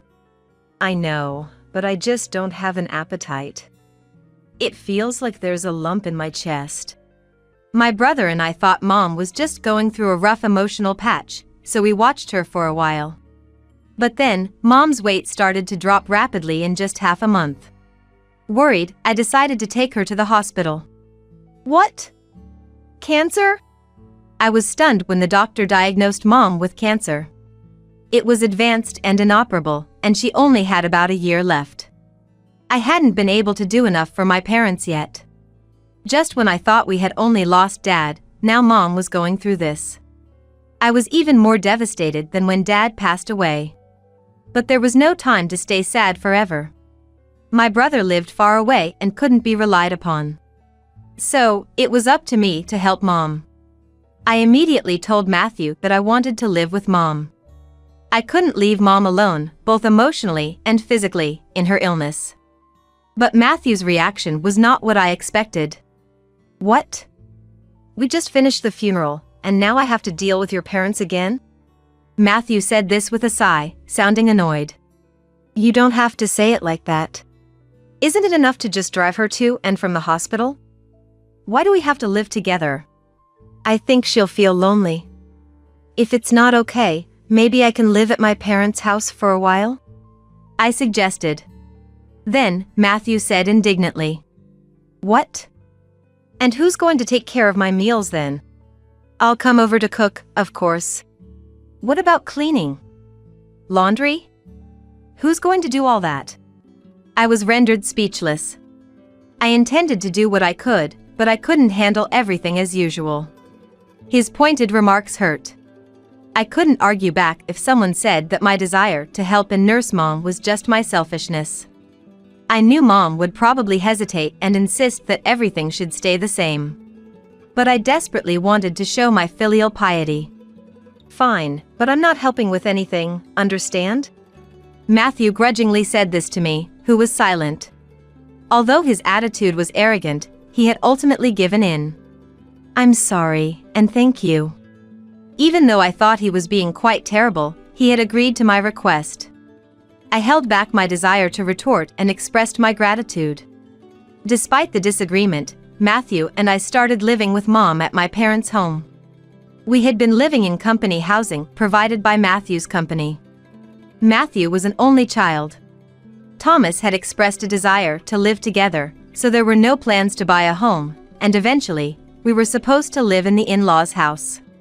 While he was still working, the company housing was more convenient for commuting, and the rent was only about $300 a month, not a significant burden. However, moving to my parents' house eliminated that expense, and the house was more spacious. I think living together wasn't all downsides for Matthew. As he had declared, Matthew didn't help with anything, but I was happy to be able to live with Mom. Mom seemed energetic, but she often felt weak and spent a lot of time lying down during the day. I prepare meals for Mom and make sure she eats them. I also arrange her medication. Doing all this alone would have been impossible for Mom. I'm sorry, Madison. Thank you. It's a big help to have you here. I should thank Matthew too. Mom expressed her gratitude to us many times. I hadn't told her about the harsh words Matthew had said when we decided to live together, so she seemed grateful to him as well. One evening, after Mom had gone to bed and Matthew had come home, I served him dinner and said, "About Mom's treatment." But Matthew glared at me and said, "Don't tell me about it. I don't want to hear it. I told you I'm not helping." And refused to listen. I too wanted to vent or seek advice from someone. All I wanted was for Matthew to just listen. Matthew's attitude didn't change, not after a month, nor after 2. He complained about living with my mother, acting as if he was doing a great favor by agreeing to it. His behavior became increasingly arrogant and dismissive day by day. But I couldn't really say anything in response. The stress of worrying about Mom and being considerate of Matthew was building up. Around the time when a year had passed since Mom's terminal diagnosis, her health rapidly deteriorated, and she was hospitalized. 3 days later, she passed away. Despite being mentally prepared, I was deeply saddened. My brother's family and my children rushed to support me, but in times like these, you really want your spouse by your side. However, Matthew just laughed and chatted with the in-laws in a corner, not helping with the funeral at all. My brother took on the role of the chief mourner, and we somehow managed to prepare for the funeral. But Matthew sat at the very back of the relative seats when he should be seated at the bereaved family seats. "Matthew, I'd like you to sit in the bereaved family seats." When I said this, Matthew replied, "No, I'm fine here. I'm not a blood relative after all." "But you are my husband." Then Addison, who was listening to our conversation, chimed in. "He may be your husband, but he's not your mom's son, right?" "Matthew is my son, so he's an outsider." "That's right. We're Matthew's only parents." "You can sit in the bereaved family seats, Madison." Hearing the in-laws say this, I fell silent. While traditions may vary by region, in our area, it's customary for sons-in-law to sit in the bereaved family seats. As expected, when relatives noticed Matthew wasn't in the bereaved family seats, I overheard whispers like, "Did they get divorced?" It was embarrassing, and while those gossiping were at fault too, it would have been resolved if Matthew had just sat there. I felt a bit resentful that Matthew wasn't by my side, but we managed to give Mom a proper send-off. After the funeral, we returned home with my brother's family, my children, Matthew, and the in-laws. "Thomas, Addison, thank you for coming during this busy time." I expressed my gratitude to the in-laws and served them coffee. Then, they said, laughing, "Really though? First your father passed away, and now your mother. It's been quite costly for us too. But at least it's over now." I was stunned by their words. How could they say such things? I couldn't believe what they were saying. I forced a smile and left the room, trying my best to keep my composure. Then, as I walked away, I could hear the conversation between the in-laws and Matthew behind me. "Matthew, it must have been hard for you, living with someone else's family." "Yeah, Madison's stubbornness was quite a challenge." "You shouldn't always give in to your wife. It's okay to say no in a marriage." I clenched my fist. Their voices, chatting and laughing, filled me with anger and frustration, but this wasn't new. The in-laws had always been insensitive and rude. "When I married Matthew, couldn't you have found someone more attractive? I worry about the grandkids' looks," Addison declared. "They say beauty bores you after 3 days. With Madison, that's unlikely to happen," he said. Matthew laughed at these rude comments. It was a pattern with this family. Something in me snapped. I realized that neither the in-laws nor Matthew had ever said a word of comfort to me, not during Dad's funeral, nor after Mom passed. Instead, they mocked me. Matthew's behavior and attitude as a person started to raise questions in my mind. I thought I had been too considerate towards Matthew when all I wanted was to do something for Mom. If Matthew had been supportive towards me, it would be one thing. But he wasn't, and there was absolutely no reason for me to feel so guilty towards him. My growing anger was overshadowed by the ongoing laughter and chit-chat of the in-laws and Matthew in the background. If my brother's family or the kids had overheard them, they would have been upset, but luckily, they were all in the kitchen. I was the only one who heard their conversation since I was in a different room, which was a relief. As I was contemplating all this, Addison's voice once again reached my ears. "Madison." "Yes?" I turned to respond. "Can I take this?" Addison was holding Mom's handbag. I was perplexed, not understanding what was meant by that. Addison responded to me, saying, "Your mom can't use it anymore, right? Matthew said it's okay to take it." Addison was examining the bag as if appraising it. It was so disrespectful, especially right after the funeral. I took the bag away. "No, you can't." "Huh?" Her expression changed, showing not just anger about having the bag taken away, but also that I, her daughter-in-law, had dared to stand up to her. Despite the intensity of her expression, I stood my ground and responded with equal determination. "We're not ready to go through Mom's belongings yet. We'll divide her things among family members later." Addison was furious. "What? Are you saying I'm an outsider? Didn't you just say at the funeral that even Matthew was an outsider? How does that make you family? I couldn't help but retort. Hearing my words, Matthew and Thomas also turned red. What are you saying? Apologize to Mom. How rude for a wife to say such things. Hearing the commotion, everyone else came from the other room. After all the effort we put in, attending the funeral and cremation, to be called an outsider. Let's go, Thomas. Addison yelled at me in front of everyone and left our house. Matthew, too, angrily left with the in-laws. What happened? Did you really say they were outsiders to Mom? Everyone, having heard only Addison's words, said that to me. Indeed, if only that part of the conversation was considered, it might sound like I was the one being unreasonable. However, I explained the entire situation to everyone. Not a single person blamed me. Grandma and Grandpa should have been more considerate. Dad's just the same. They've always been like that. My kids stood by me, but I couldn't forgive those three. Matthew didn't come home for a while. And I didn't contact him. I felt it wasn't right for me to apologize, and I wasn't ready to forgive. However, I knew I couldn't stay like this forever. One day, as I was pondering this, Matthew came home. Welcome back. Seeing his face reignited my anger, but I suppressed it and greeted Matthew. Then, Matthew said, "It's been tough, hasn't it?"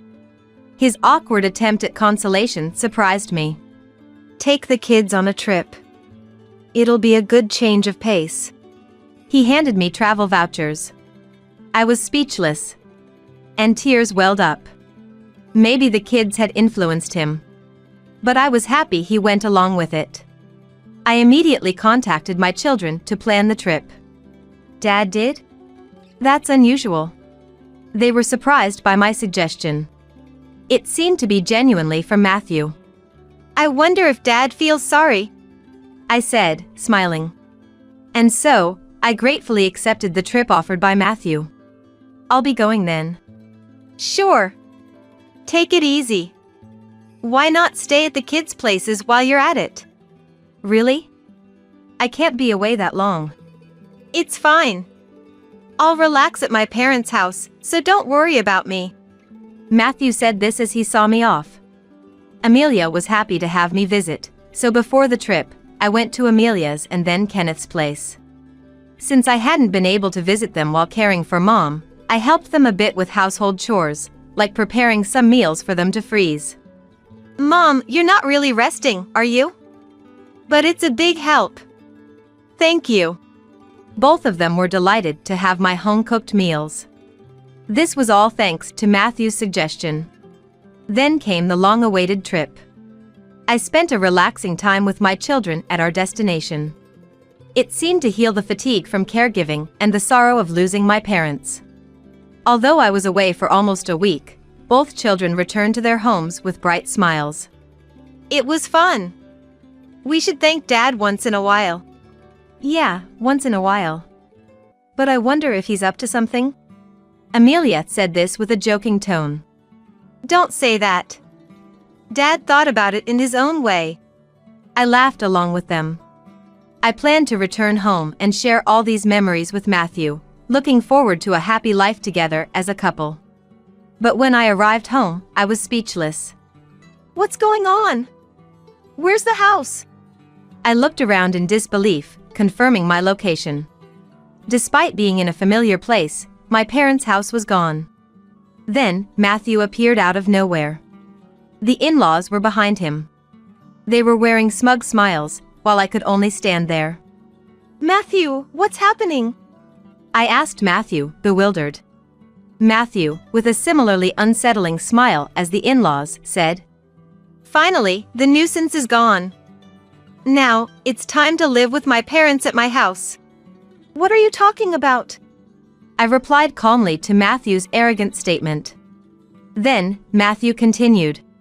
Have you lost your mind too? Your family home has been demolished. Hurry up and bring your inheritance to my place. Whatever you inherited is ours now. I realized then. The reason our house was gone was Matthew's doing, and it was all for the inheritance. Despite having thought about the future on my way home, what a betrayal it was. I was overwhelmed with frustration and sadness. But even if they went to the lengths of demolishing the house, they wouldn't get their way. I wouldn't let them. I burst into laughter at the faces of the three, who were still sporting their smug smiles.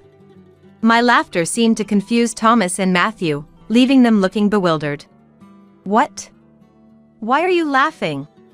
What a weird woman. Has she gone crazy? Addison looked at me as if I were something bizarre. I faced the three of them and said, "You guys don't know?" "Know what?" I then told Matthew. "I didn't inherit anything at all. So there's no inheritance." I started laughing again after saying this. They must have mistakenly thought they would become rich from the inheritance. Their baseless assumptions and actions were so ludicrous, I couldn't stop laughing. "What do you mean? Explain yourself." Matthew demanded an explanation. But I chose to remain silent. I saw no need to enlighten them. Before that, let me say this. I won't live with strangers. If you want to live together, do it on your own. Instead of answering Matthew's question and refusing his initial proposal, Addison erupted in anger. "You helped your own parents with their housework, but you can't help us? You do understand there was a reason for that, right? I agreed to live together, didn't I? I said it wasn't necessary for us to live together. Have you forgotten that you chose to live together just to avoid housework?" Matthew and Addison bit their lips as I countered their arguments. "And demolishing my family home without permission, there are things you just don't do." I reprimanded the three of them. And then left the place. Behind me, Matthew called out, "Where are you going?" His voice rang out. But I didn't turn back.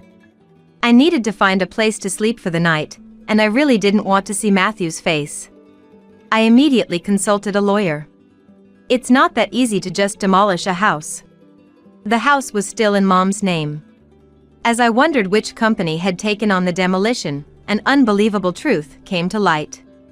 Matthew and Thomas had directly demolished the house themselves.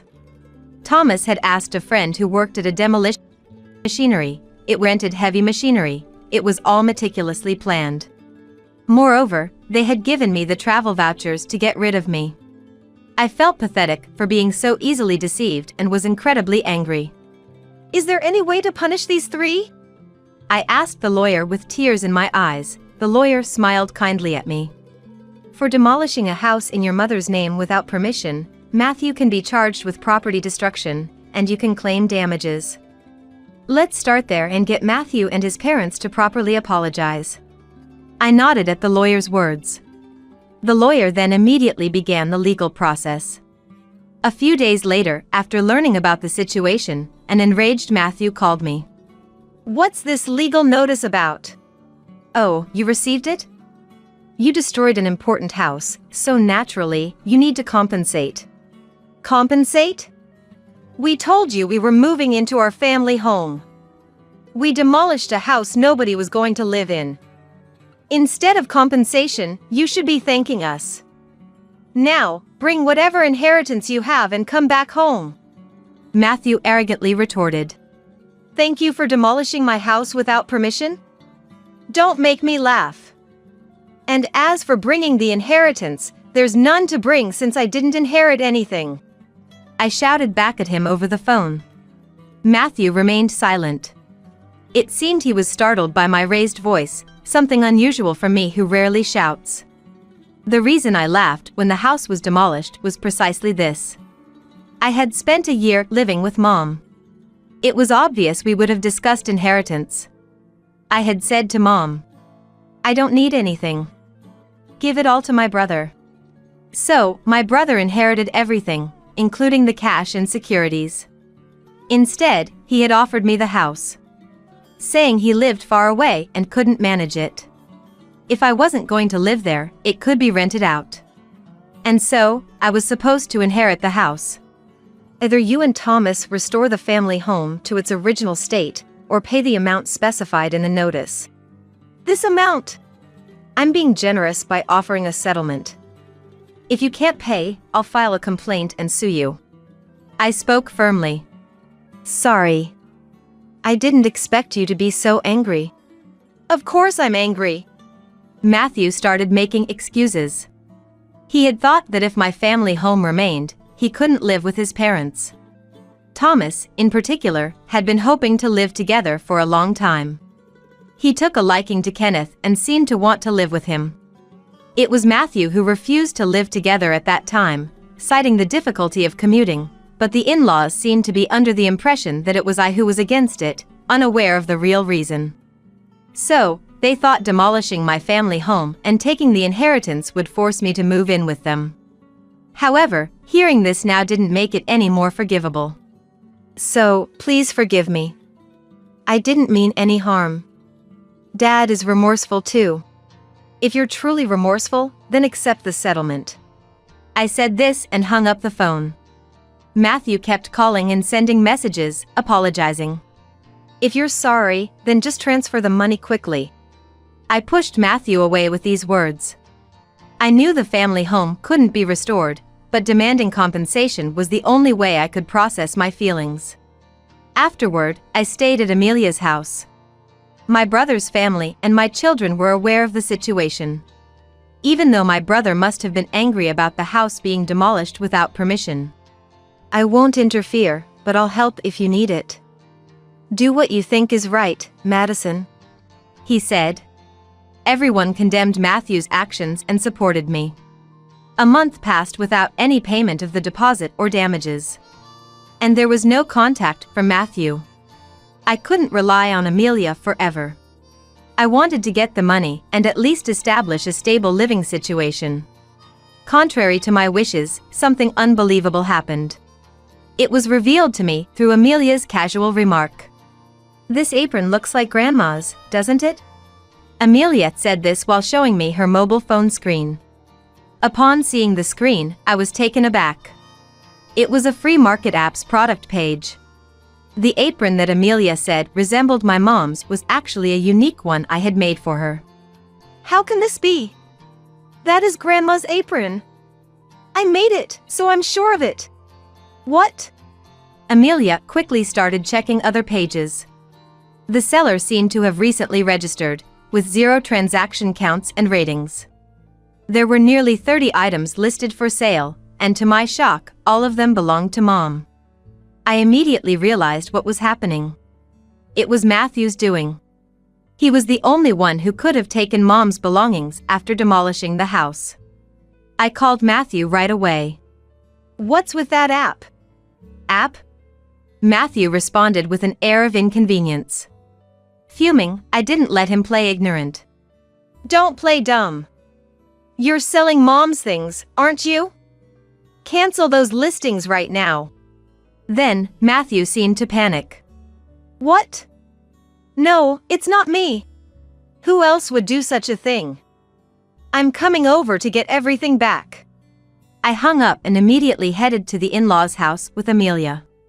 Where are Mom's belongings? As soon as we arrived at the in-laws' house, I called out for Matthew. We were met at the entrance. I don't know anything about it. Dad, tell the truth. Amelia backed me up, confronting Matthew. He looked troubled. As we were talking, the in-laws noticed our presence and came out. Oh, Amelia, you're here? Addison seemed pleased to see Amelia. But Amelia, visibly angry, confronted her. Grandma, tell Dad to be honest. Honest about what? It seems Dad is selling Grandma's stuff that was left when she passed away. At Amelia's words, Addison laughed. Matthew, looking troubled, furrowed his brow and repeated. It's really not me. Then, Addison said loudly. Matthew is selling them? That's impossible. But. Because I'm the one selling them. I felt as if the blood had drained from my face at her words. Matthew must have known. He looked at Addison with an expression that screamed trouble. Even as Amelia stood there in shock, Addison seemed cheerful. What did you say? It's quite a lot of work, you know? I have to pack things carefully and take good photos for the listings. Addison talked about the app as if it were an enjoyable hobby, seemingly oblivious to the fact she was selling stolen items. Had to restrain myself from lashing out at her. Cancel the listings. Those items aren't yours to sell. Amelia, now red-faced and teary, pleaded with Addison. But Addison looked displeased. What's the big deal? I've found a fun hobby. I use what I can and sell what I can't for a little pocket money. It's good for preventing dementia. Besides, I'm the only grandma left. Amelia, you want me to stay healthy and live a long life, right? Addison said this without any hint of remorse. Even as we appealed to her to stop, she showed no signs of regret. If talking won't work, then action is the only option. Amelia, let's go. But it's fine. Let's leave. I practically dragged Amelia out of the house and went straight to the police station. Although I hadn't intended to report the demolition of the house, theft was a different matter. I explained to the police that Mom's belongings were stolen and being sold. They acted immediately, and the free market app suspended Addison's account. At least now, no more items could be sold. On the way back from the police station, I called Matthew. I had Addison's account suspended. You knew about this, right? That makes you complicit. No, I've filed a report with the police. I expect you to cooperate with the investigation. Matthew became frantic at my words. But we're family. Please withdraw it. Family? You still haven't paid for the damage you caused to my house, and I don't see any signs of remorse. Matthew was troubled by my angry retort. However, I wasn't heartless. Despite everything with the in-laws, there was a history with Matthew that couldn't be ignored. Sighing, I said, I'll wait for the money, but I won't forgive the theft. Everything must be returned. Also, Thomas looked quite ill. Has he been to the hospital? What? I'm not a monster. Just make sure he gets that message, I said, and hung up the phone. I saw Thomas for the first time in a while. He barely spoke and looked significantly thinner than just a few months ago. His complexion was beyond pale, almost ashen. It was clear he wasn't healthy. But that family seemed oblivious. Addison focused on selling stolen goods and Matthew only putting on a brave face for me. They lacked basic empathy. The next day, Thomas called me. I expected gratitude but got the opposite. Why are you treating me like a sick person? Planning to shove me in a hospital to get rid of me? I have to protect Addison and Matthew from you. I won't go to the hospital. He was scolding me. Here I was, concerned about him, and this was his response. I apologize if I overstepped. I was just worried. I'm not weak and short-lived like your parents. Don't insult me. His words irritated me, but a few days later, he apparently felt unwell enough to visit the hospital. The diagnosis was terminal cancer. Matthew, in a panic, called me. Dad's got terminal cancer. What am I going to do? But I just snorted in response. I don't want to hear it. Do you know what he said when I suggested going to the hospital? I'm not weak and short-lived like your parents. Do as you please. How can you be so heartless, Madison? Who's the heartless one? Did you ever say a kind word to my mom when she was sick? Reflect on your own actions. I said this and hung up the phone. As expected, Thomas soon passed away. I didn't want to hold negative feelings towards someone who passed away, but I couldn't muster any tears for him, remembering all he had done and said.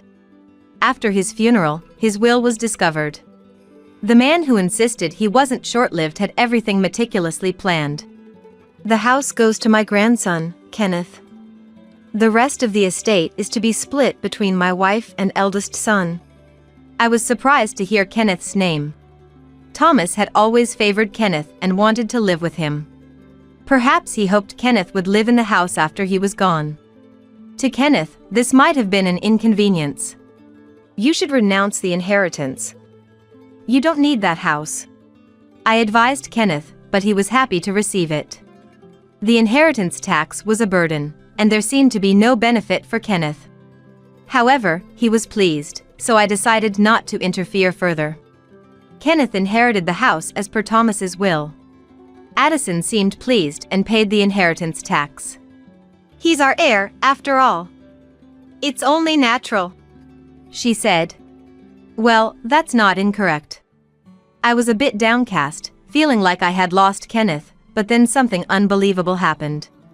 Come to our place. I received this message from Matthew and immediately went to the in-laws' house. There, like me once, stood Addison and Matthew, stunned in front of the house.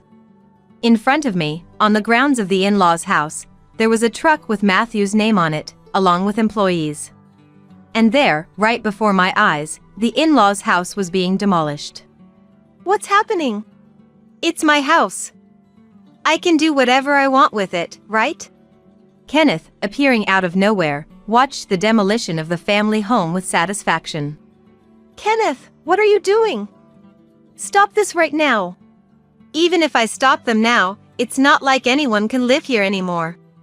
Kenneth, what have you done? Addison and Matthew pleaded with Kenneth. But he just laughed. Have you forgotten what Grandpa and Dad did to Mom?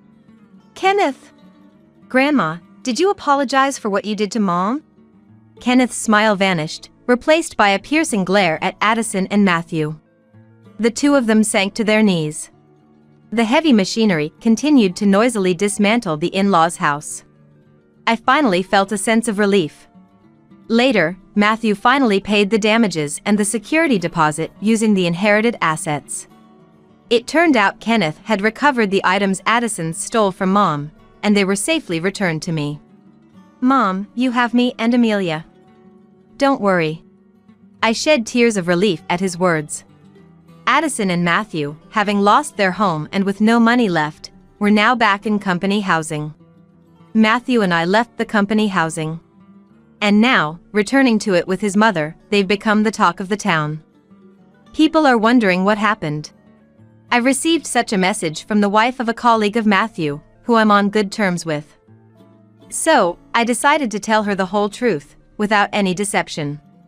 The two of them will probably feel awkward from now on, but it's their own responsibility.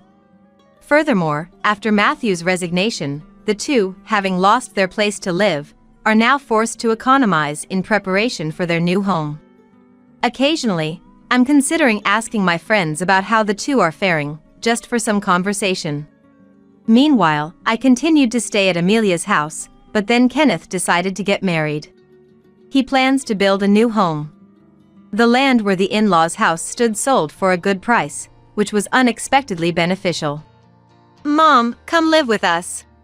Furthermore, Kenneth said that to me. His wife-to-be expressed her warm welcome to the idea, which I found very heartening. Since I couldn't stay with Amelia forever, I gratefully accepted his offer. Determined not to end up like Addison, I look forward to living happily with my new family. Can't trust you to take care of Mom anymore. Standing next to Georgie, who said this with a stern expression, Sophia is nodding over and over with a smug smile. I, too, think it's better if we live with Georgie and his wife. So, I want you to move out as soon as possible. Hearing those words, I felt my heart go cold. Anger bubbled up within me towards Sophia, who had always ordered me around, and towards Georgie and his wife, who had never lifted a finger to help. Seeing me like this, Georgie looked down on me with displeasure. What's with that look? A disgrace who can't even properly care for Mom, acting all high and mighty. My name is Olivia. I'm 32 years old and work for a major IT company. I live at my parents' house with my father, Kevin, and my mother, Sophia, both 62 years old. I have a very good relationship with Kevin, who has a solid personality. He introduced me to fishing, a hobby of ours, and we often go fishing together on weekends. On the other hand, Sophia has a free-spirited nature. Whenever I plan to relax at home on weekends, she would suddenly barge into my room saying, "We're going on a trip right now. Get ready immediately." Without listening to my opinion, she'd take me on trips on a whim, which happened quite frequently. My family also includes my older brother, Georgie, who is 3 years my senior. Like Sophia, Georgie acts before thinking, so his personality clashes with my cautious nature. We fought constantly as children, resulting in a strained sibling relationship. When Georgie and I would fight, Sophia often intervened to mediate, but she has always favored Georgie, telling me I was in the wrong and that I should apologize to him. Now that we're adults, we've stopped fighting, but looking back, it feels like Sophia always preferred Georgie. Georgie ended up marrying Cindy, a colleague from his work, 5 years ago after she became pregnant. This led him to move out of the house.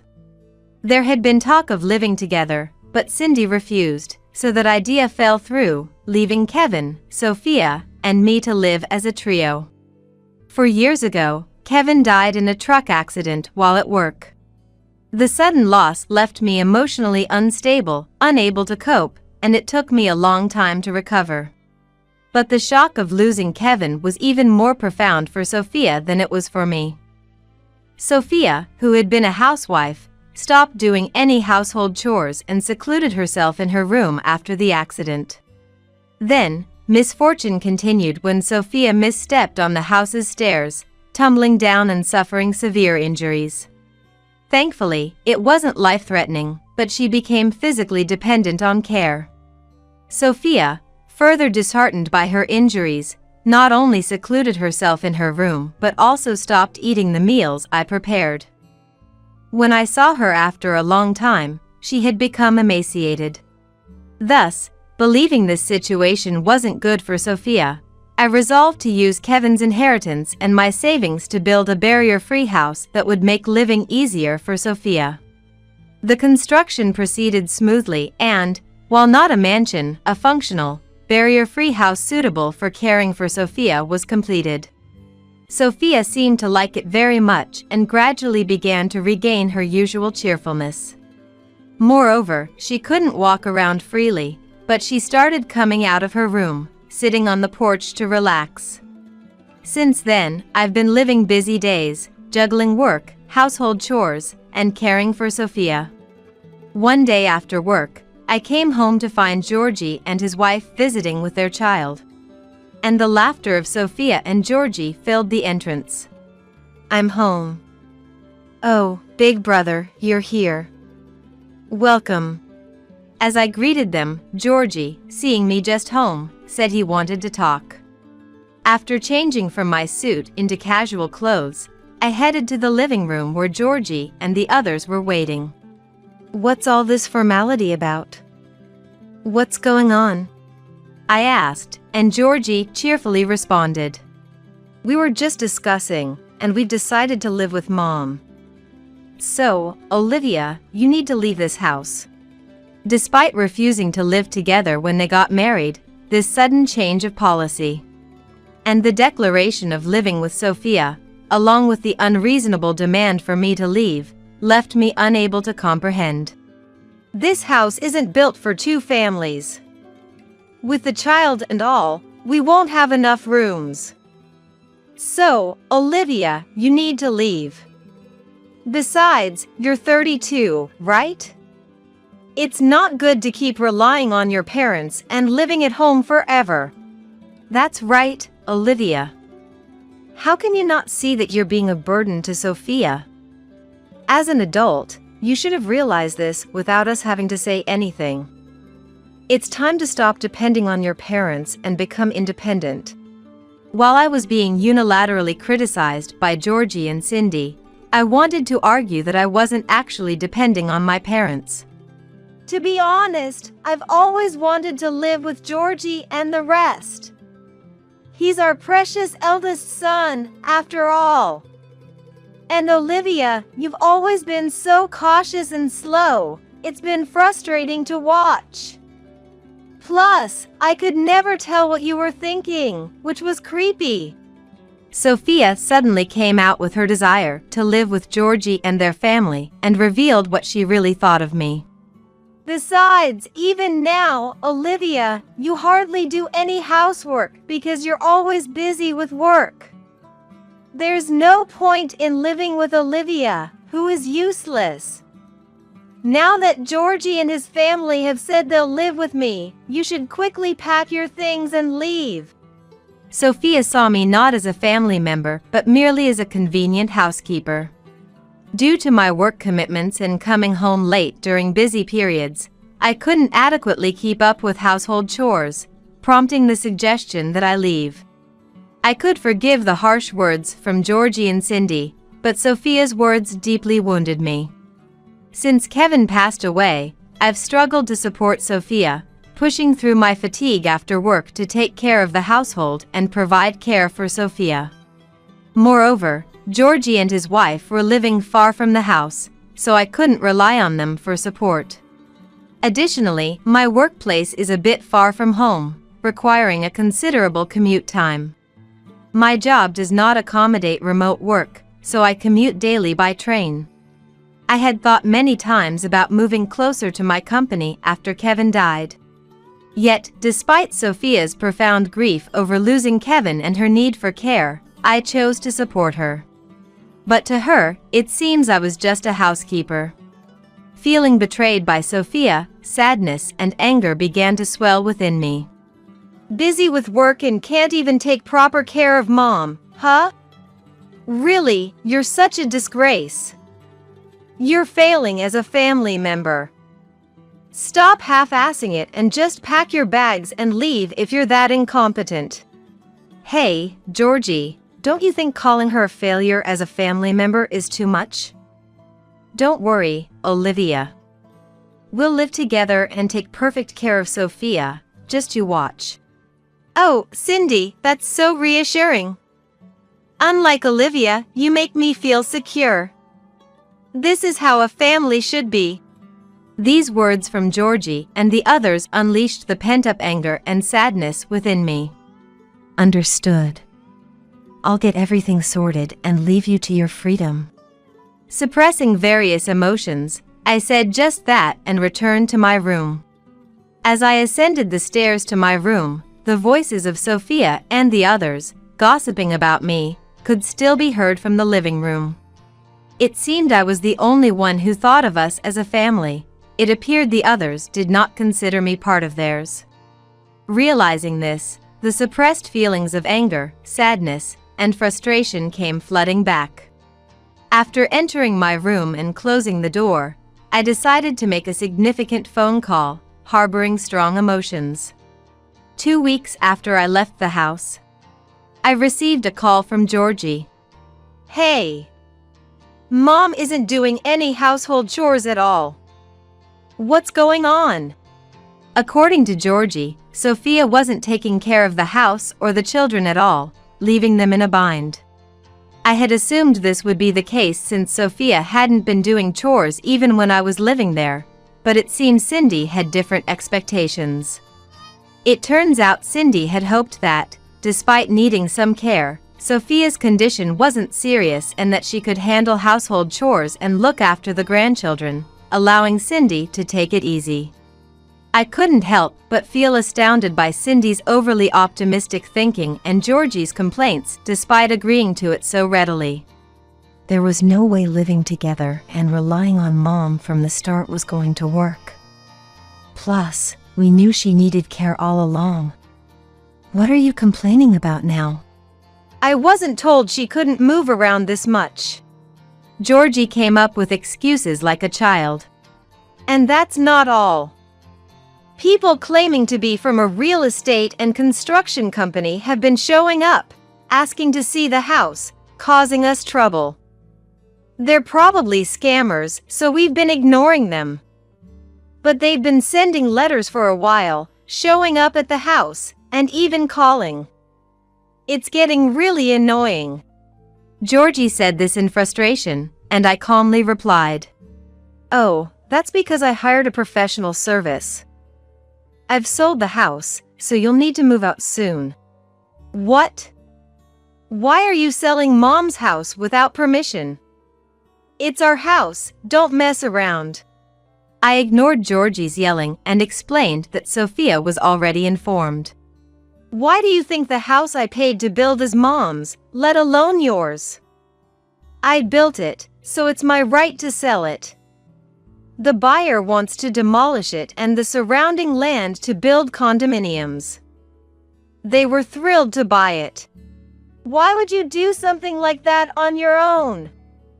We're living there right now. Is this how you treat family?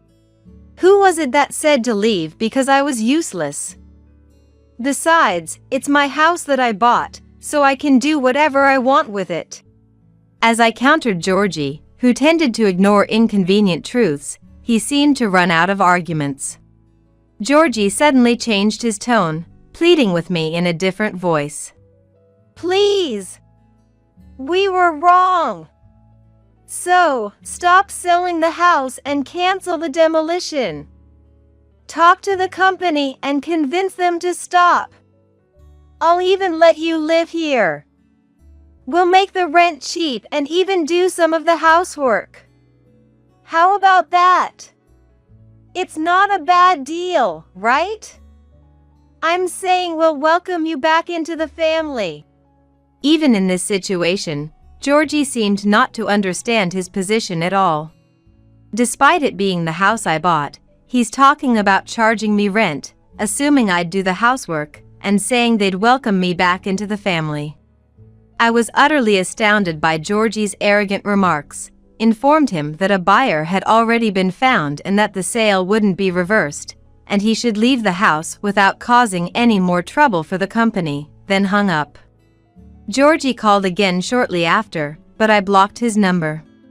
Soon after, I received messages from both Cindy and Sophia, blaming me and asking to stop the sale of the house, but I replied with rejections to both and decided to block Sophia and Georgie's contacts, resolved never to see them again. A colleague who lives near the house I had built later told me about Sophia and Georgie's situation. After our call, the contractors moved in quickly to start demolishing the house. Sophia and the Georgies resisted until the end, trying to prevent the contractors from entering and spreading malicious rumors about illegal construction in the neighborhood, continuing their harassment and interference. I had warned the contractors in advance that these people were difficult and might cause trouble, so they were somewhat prepared. However, overwhelmed by the severity of their malicious harassment, the contractors reached their limit and threatened to call the police if the harassment and interference continued. Faced with cold stares from those looking forward to the new condominium and the mention of the police, Sophia and Georgie stopped their resistance and ceased their harassment. Demolition progressed smoothly after that, and Sophia and Georgie, having lost their house, hastily rented a small apartment nearby. However, Sophia continued not to do any housework or care for the children, and Cindy had to take on both household chores and care. Frustrations in living with Sophia accumulated, leading to daily arguments loud enough for the neighbors to hear. When Cindy could no longer bear it and sought Georgie's advice, he kept avoiding the issue, too busy with work to listen properly. Eventually, Cindy reached her limit and, one night while everyone was asleep, took the children and left Sophia and Georgie's place for good. Georgie frantically tried to contact Cindy but couldn't reach her, finding only a completed divorce application left behind. The apartment they hastily moved into was chosen in a rush, prioritizing speed without properly checking the interior or specifying detailed conditions. As a result, the living situation became difficult for Sophia, who needed care. After Cindy left, Sophia reluctantly began to do household chores but couldn't manage everything due to her injuries. Georgie also started doing household chores out of necessity, but having never done them before, the quality was terrible, leading to daily arguments with Sophia. Georgie, having been left by his wife and children and returning home tired from work, faced the stress of unfamiliar chores and caring for Sophia, appearing older than his actual age and becoming isolated at work. Originally, Georgie had an outgoing personality like Sophia's, with many friends and a fulfilling private life, but his mental state deteriorated due to his current lifestyle, leading to harsh behavior. Gradually, he lost friends and was avoided at work, becoming lonely. Moreover, Sophia has been looking for me recently, shouting my name around the house, becoming the talk of the neighborhood, as a colleague mentioned. As for me, I am now living abroad. My boss had always wanted me to go to our overseas branch, but I had declined due to caring for Sophia, who needed assistance. However, after being driven out of the house, I accepted the overseas transfer without hesitation and left for America. Life in a new environment is full of exciting new challenges. And while it requires a different perspective from America, I find it very rewarding. Before leaving America, a colleague who had long harbored feelings for me confessed, and we started dating. Though we are in a long-distance relationship, we found in each other the best partner to encourage and elevate one another. He proposed that we get married when I return to America, so I eagerly await my return, fully committed to my work. Freed from the troubling relationships of the past, I am savoring happiness and living fulfilling days. I want to marry Thomas the doctor, so please divorce him, old woman. One day, a young woman suddenly showed up at our house and said. Elizabeth, a bar girl who is 12 years younger than me, was leaning on my husband Thomas's arm as if seeking his affection. Sure, but there's one condition, I said with a smile, looking at both of them. I'll file for divorce right in front of you. So, will you apply for your marriage certificate in front of me? The two, momentarily confused by what was said, accepted with a smug smile. Trying not to burst into laughter, I headed to the family court with them to submit the divorce application. My name is Amelia. I'm 34 years old and work as an internist at a hospital. My husband Thomas, who is the same age, also works at the same hospital. Since we both have night shifts, our days off rarely coincide, and we don't have any children yet. While we used to get comments about grandchildren from my parents and parents-in-law, they've pretty much stopped now. Given our busy schedules and the possibility of being called into work unexpectedly, they seem to have accepted that grandchildren are off the table as long as I work at this hospital. Though I feel a bit guilty towards our parents, I find my job very fulfilling. Thomas likes his job too and occasionally attends skill upgrade training sessions. His hard work is well regarded in the hospital, and despite our busy schedules, we lead fulfilling lives. My discontent with Thomas began when the rules we set at the beginning of our marriage started to be ignored. Given our demanding jobs, we had clearly set some rules regarding household chores. One of them was that the person not on night shift would take care of the chores. Since our night shifts are irregular, it's difficult to divide the chores by day or type. Therefore, we decided to base it on the presence or absence of night shifts. Until now, if I was on a night shift, Thomas would cook simple meals and take care of cleaning and laundry. However, lately, even when he's not on night shift, Thomas is often out at night. Hey, have you been leaving the house more often, even on nights you're not working? Yeah. Sorry, I've been invited out for drinks a lot lately because the instructor seems to like me. I used to decline, but it felt bad to always say no, and after I accepted once, the invitations just kept coming. Sorry. I'll try to reduce the frequency. Indeed, the hospital is hosting various training sessions at this time. Some of which involve external instructors, I remembered, patting Thomas on the shoulder. It's fine. It means you're just that wanted, right? Plus, the training sessions are only for about 2 more weeks. Don't worry about the house and just do your best. Sorry, that helps a lot. Thomas is a good listener, which often leads me to share many things with him.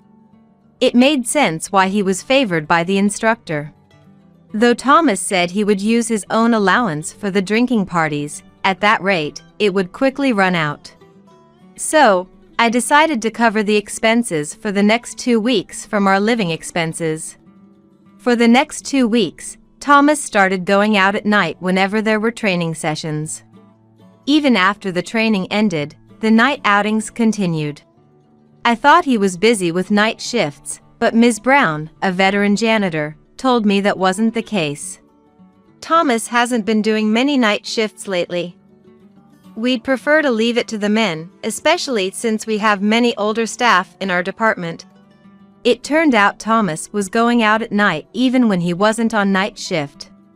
Just when I was about to confront him, my schedule got so hectic that I didn't have the time to question him. By the time my schedule calmed down, I no longer felt like confronting Thomas. All I wanted was to come home and sleep in my bed. Exhausted, when I returned home after a night shift, there was an unfamiliar woman's umbrella at our house. I'm home. Thomas, do we have a guest? Welcome back. Sorry for the suddenness, but there's something we need to talk about. As I walked into the living room, I saw Thomas sitting on the sofa, with an unknown woman next to him. The woman, who looked like a college student, was snuggling up to Thomas. Can I leave my bag here? Yeah, that's fine. But I hope you can make it quick. The atmosphere clearly indicated it wasn't a good conversation, so I sighed and went to leave my belongings in the room. Without changing, I returned to the living room in my work clothes and sat on the sofa facing Thomas and the woman. I believe this is our first meeting. What brings you here today? Nice to meet you. I'm Elizabeth. I came here today because I want you to divorce Thomas, old woman. More than being called old woman by someone I just met, it was her lisping speech that irked me. Holding back my confusion, I looked at Thomas, who seemed flustered for a moment but then met my gaze firmly. Elizabeth works at the bar where I went with the instructor. She's a college student working part-time to pay for her tuition, a very earnest girl. A college student? No offense, but how old are you? Are you even over 21? I'm 22. Old woman and I have a 12-year gap. Interesting, isn't it? I wanted to challenge her comment about being interesting, but resigned myself to glaring at Thomas. So, you cheat on me while I'm busy and now want to marry a younger girl and ask for a divorce, is that it? Why do you have to say it like it's something bad? I just want to protect Elizabeth for the rest of my life. You can live on your own, but Elizabeth needs me. Thomas, that's so cool. Watching them engage in affectionate gestures before me made me sigh. Thomas was completely smitten by Elizabeth, finding everything she said adorable, which was incredibly annoying. Every time I called Elizabeth's name, she looked at me with a triumphant, smug smile. Do you really want to marry this man? A man who goes to bars while married, brags, and lies. A man who takes the sales talk of bars seriously. Are you sure you won't regret it? Of course I want to marry him. After all, Thomas is a doctor and earns a lot. It's terrible to accuse him of lying. He's promised to stop going to bars once we're married. Thomas and I are in love, so it'll be fine. Hearing this, Thomas hugged Elizabeth as if moved, and they once again retreated into their own world. I stared at Thomas in disbelief, but our eyes never met. All right then. If you two have decided on that, I'll divorce you. But there's a condition. What's the condition? Division of assets? At Thomas's words, I shook my head no. And then looked at them with a smile. We're going to the family court together. I want Elizabeth to witness Thomas and I submitting our divorce application. After the divorce application is accepted, I want you two to apply for your marriage certificate in front of me. That's all." The two, initially confused by what was said, stood up delighted when they realized that was the only condition. Then, the three of us headed to the family court. At the family court, Thomas and I first submitted our divorce application. I made a somewhat unreasonable request to the staff to expedite the process as much as possible. Later, when the divorce application was accepted, we went to the state office, where Thomas and Elizabeth applied for their marriage certificate. I helped them fill out the application forms and advised them on the necessary identification documents, all the while feeling the curious glances from those around us. The atmosphere of an ex-wife helping the new wife with the paperwork felt awkward, and the staff deliberately avoided looking at us. I felt a bit guilty, but I couldn't help feeling good about myself. Then, I returned home and moved all my belongings to my parents' house. Since I hardly ever shopped due to my demanding job and left the household items behind, there wasn't much to move except for valuables and clothes. I managed to pack everything into suitcases and moved out by car in less than a day. When I got back to my parents' house, they were furious with Thomas, but I calmed them down with a smile. "Don't worry. I'm not letting this go. I'll make sure both of them end up in a miserable situation." 3 days later, I was called to a meeting room through an internal phone line at the hospital reception. "A woman is here insisting on seeing the doctor. What should I do? Please direct her to an available room. I'll come over as soon as I finish my consultation." When I arrived at the designated meeting room, unsurprisingly, it was Elizabeth. She was taken aback upon seeing me in my lab coat. "Hello. I've managed to spare 5 minutes between consultations, so let's make this quick, shall we?" "What do you mean? He wasn't a doctor, and you are, eh?" Elizabeth was panicking, but I didn't have the time to calm her down. I informed Elizabeth with a smile. "Indeed, Thomas works at this hospital, but he is a janitor. He's responsible for everything from cleaning to disinfection, a valued staff member." "What? He lied to me." Elizabeth slammed her fist on the meeting room table, ranting about Thomas. "Didn't you listen? I told you, Thomas is a man who brags and lies about his status. Life might be tough from now on, but good luck." "This is a joke. If he's not a doctor, I don't need such a man." I waved goodbye to the nearly explosive Elizabeth and left the meeting room. I heard her trying to stop me, but I rushed back to my consultation room with full speed.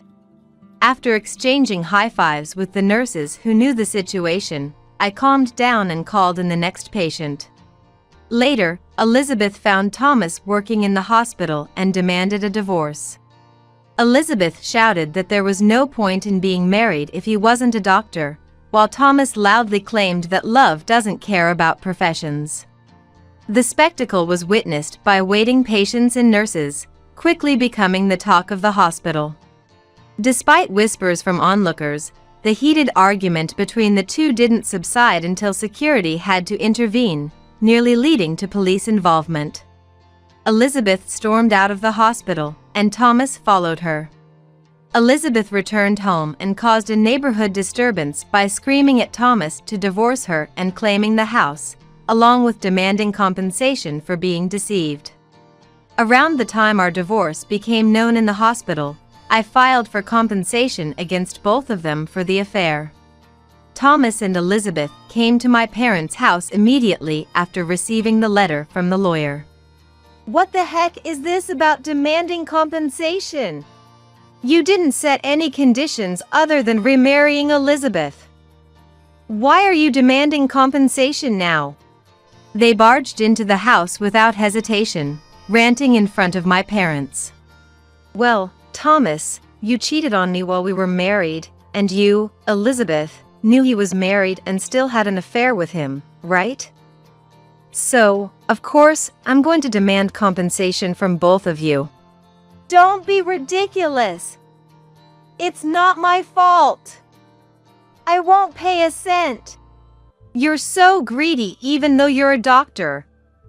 Your nature is so vile. Their yelling didn't bother me at all. Do you know why I included your remarriage in the divorce conditions? Thomas and Elizabeth looked puzzled. One reason is to make it clear that Thomas was having an affair while married to me. Normally, getting remarried just a few weeks after a divorce screams that the person was the affair partner. Though you didn't need to do that since you made a scene at the hospital and everyone already knows. The other reason is to ensure I could definitely get compensation from you. I thought Elizabeth was a fake name you used at the bar, and I had no idea where you worked or who you really were. So, I had you fill out the marriage certificate application and helped you with the process. Thanks to that, I got to see all your identification documents. Oh, and when you get married, you have to change your name and address on your driver's license, you know. While Thomas frowned, Elizabeth's face turned paler. So, I'll leave the rest to the lawyer. You can try to dodge or run, but don't forget I have all your personal information. Elizabeth, who works in a bar, must understand the importance of protecting personal information, as it could easily lead to her being stalked. As I smiled, Elizabeth ran off with heavy footsteps. Thomas, looking dumbfounded but irritated at me, followed after Elizabeth. In the now